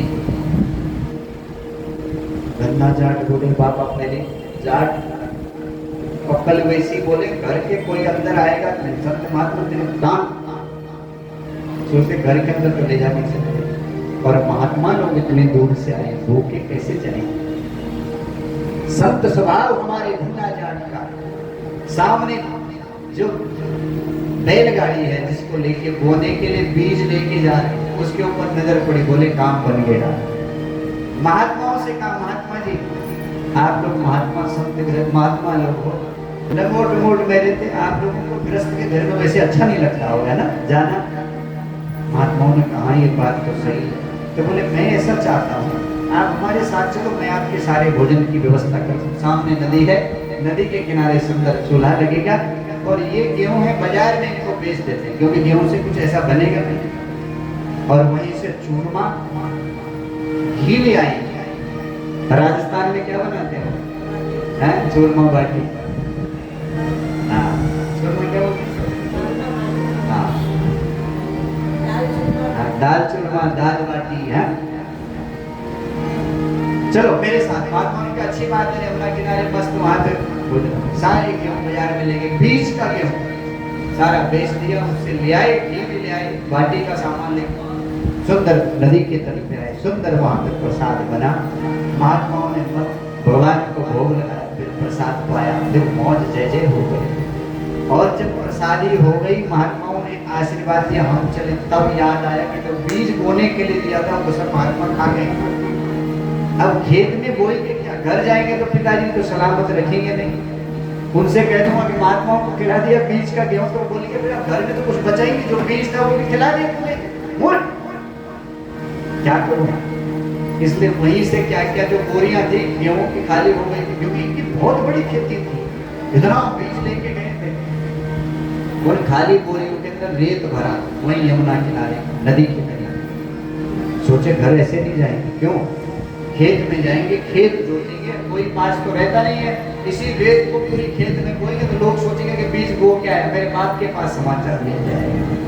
धन्ना ने ऐसे ही सारा रेत की बोरी लेके खेत में गए, जुताई चालू हो गई, चारों तरफ जुताई चल रही, सब सोच रहे कि धन्ना जाट का भी खेत झुक रहा है। आज मिलने के लिए रेत का थैला, राम राम राम राम करके पूरे खेत में रेती को बिखा रहे। सब सोच रहे कि बीज बो रहे, सारी खेती जुत गई और बीज भी पड़ गया। किसका? रेती पड़ गया। सारी खेती जुत गई। सबने देख भी लिया, बोले काम बन गया, अपना अपने घर जाएंगे, मार पड़ेगी नहीं, आप भी नाराज नहीं होगा। और दूसरे आगे की टेंशन खत्म। क्यों? क्योंकि खेती में कुछ होने वाला तो है नहीं, बीज तो बोया नहीं है, खेती में कुछ होने वाला नहीं, आगे की टेंशन भी खत्म है। ये सोच करके घर चले आए। घर में प्रवेश किया, बोले बेटा जुता है? बोले हाँ बाबा, सब हो गई, सब अच्छे से बोया है अपनी कृपा से, बाकी वो तो प्रभु कृपा होती है। सब मस्त सोए। दूसरे दिन जो बगल के खेत वाला किसान था, वो गया थोड़ा खेत में देखने। तो खेत में क्या देखता, उसके खेत में कोई अंकुर नहीं निकला है, पर गन्ना की जो खेती है उसके ऊपर इतने इतने बड़े बड़े पौधे निकल आए।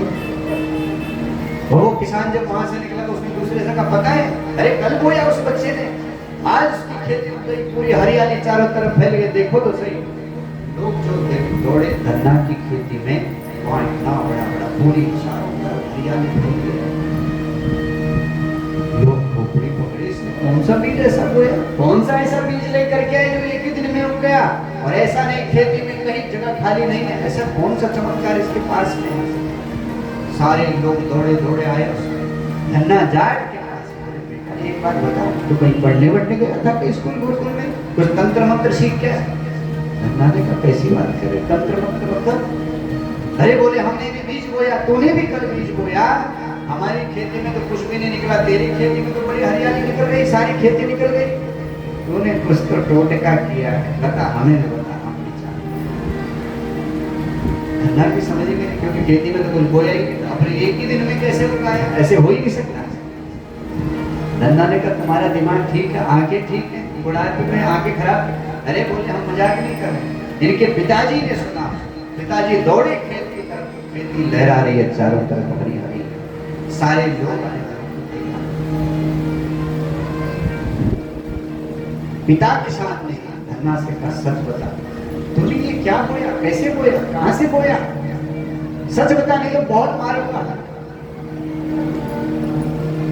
बोले पिताजी बात ऐसी है, जब हम घर से निकले तो संतों की टोली सामने थी, आपने पहले ही मना कर दिया था कि संत घर में नहीं आएंगे, इसलिए बीज का जो सामान था उसको हमने सब संतों में बंटवा दिया, और हमने वो बीज संतों के मुंह में बोया।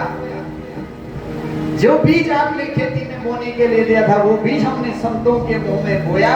हमें क्या पता था कि संत के मुंह में बोया हुआ इतने जल्दी हमारे खेत में निकल जाए। इस हाथ जो दिया है उस हाथ वो मिलेगा, किस ओर तेरी मंजिल किस ओर जा रहा है,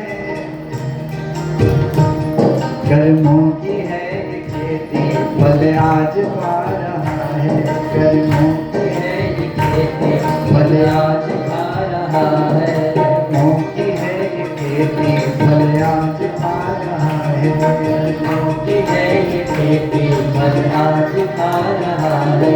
किस ओर तेरी मंजिल हो, किस ओर तेरी मंजिल किस ओर जा रहा है, अनमोल तेरा जीवन क्यों नहीं गवा है, अनमोल तेरा जीवन क्यों नहीं गवा रहा है, अनमोल तेरा जीवन क्यों नहीं गवा रहा है। किस ओर तेरी मंजिल किस ओर जा रहा है, किस ओर तेरी मंजिल किस ओर जा रहा है, अनमोल तेरा जीवन क्यों नहीं गवा रहा है, अनमोल तेरा जीवन क्यों नहीं गवा। हरि हरि जय हो।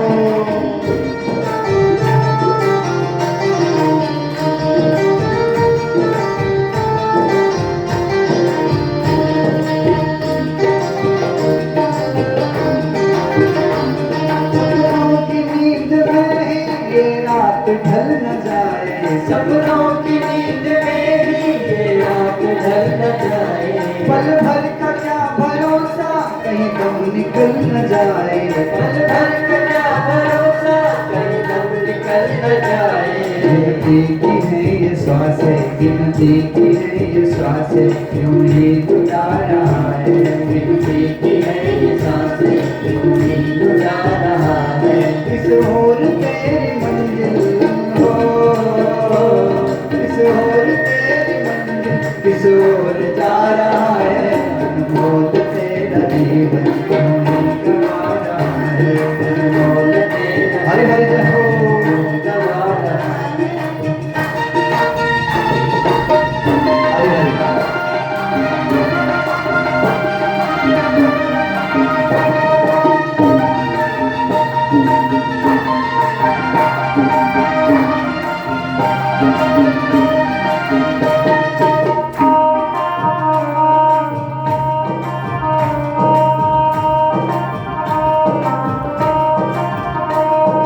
जाएगा जब यहाँ से कोई न साथ देगा। जाएगा जब यहाँ से कोई न साथ देगा। जाएगा जब यहाँ से कोई न साथ देगा। जाएगा जब यहाँ से कोई न साथ देगा। इस हाथ जो दिया है उस हाथ वो मिलेगा। इस हाथ जो दिया है उस हाथ वो मिलेगा। कर्मों की है ये खेती, फल आज पा रहा है। कर्मों की है ये खेती, फल आज पा रहा है। किस ओर तेरी मंजिल हो, किस ओर तेरी मंजिल, किस ओर जा रहा है। श्री हरि जय हो। हरि हरि।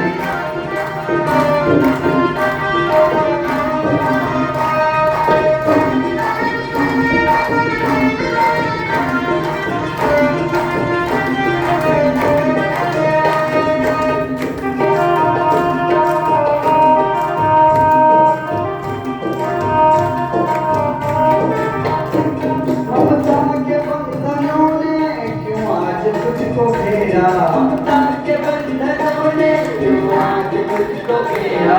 ममता के बंधनों ने क्यों आज तुझको घेरा। ममता के बंधनों ने क्यों आज तुझको घेरा।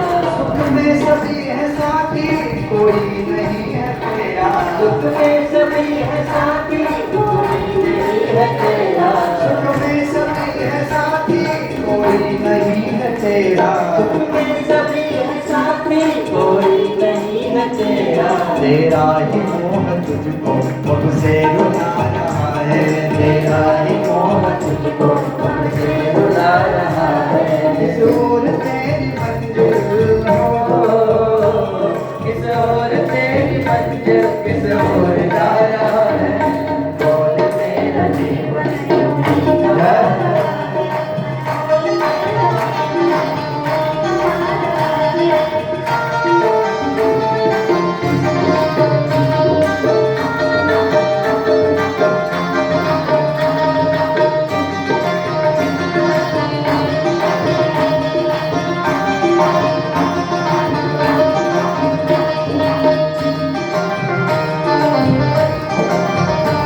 जब तक है भेद मन में भगवान से जुदा है। जब तक है भेद मन में भगवान से जुदा है। देखो संसार में भेद है, बिना भेद के संसार है ही नहीं। पुरुष है तो स्त्री है, हाँ? हर चीज में भेद है, पर इसी भेद के बीच में रह करके उस अभेद परमात्मा को प्राप्त करना। जब तक है भेद जग में, जब तक है भेद मन में भगवान से जुदा है। जब तक है भेद मन में भगवान से जुदा है। बोलो जो दिल का दर्पण, इस दर में ही खुदा है। बोलो जो दिल का दर्पण, इस दर में ही खुदा है। स्वरूप हो के तुम्हें दुख आज पा रहा है। तुम्हें दुख आज पा रहा है। किस ओर तेरी मंजिल, किस ओर जा रहा है। किस ओर तेरी मंजिल, किस ओर जा रहा है। अनमोल तेरा जीवन यूं ही गवा रहा है। अनमोल तेरा जीवन यूं ही गवा रहा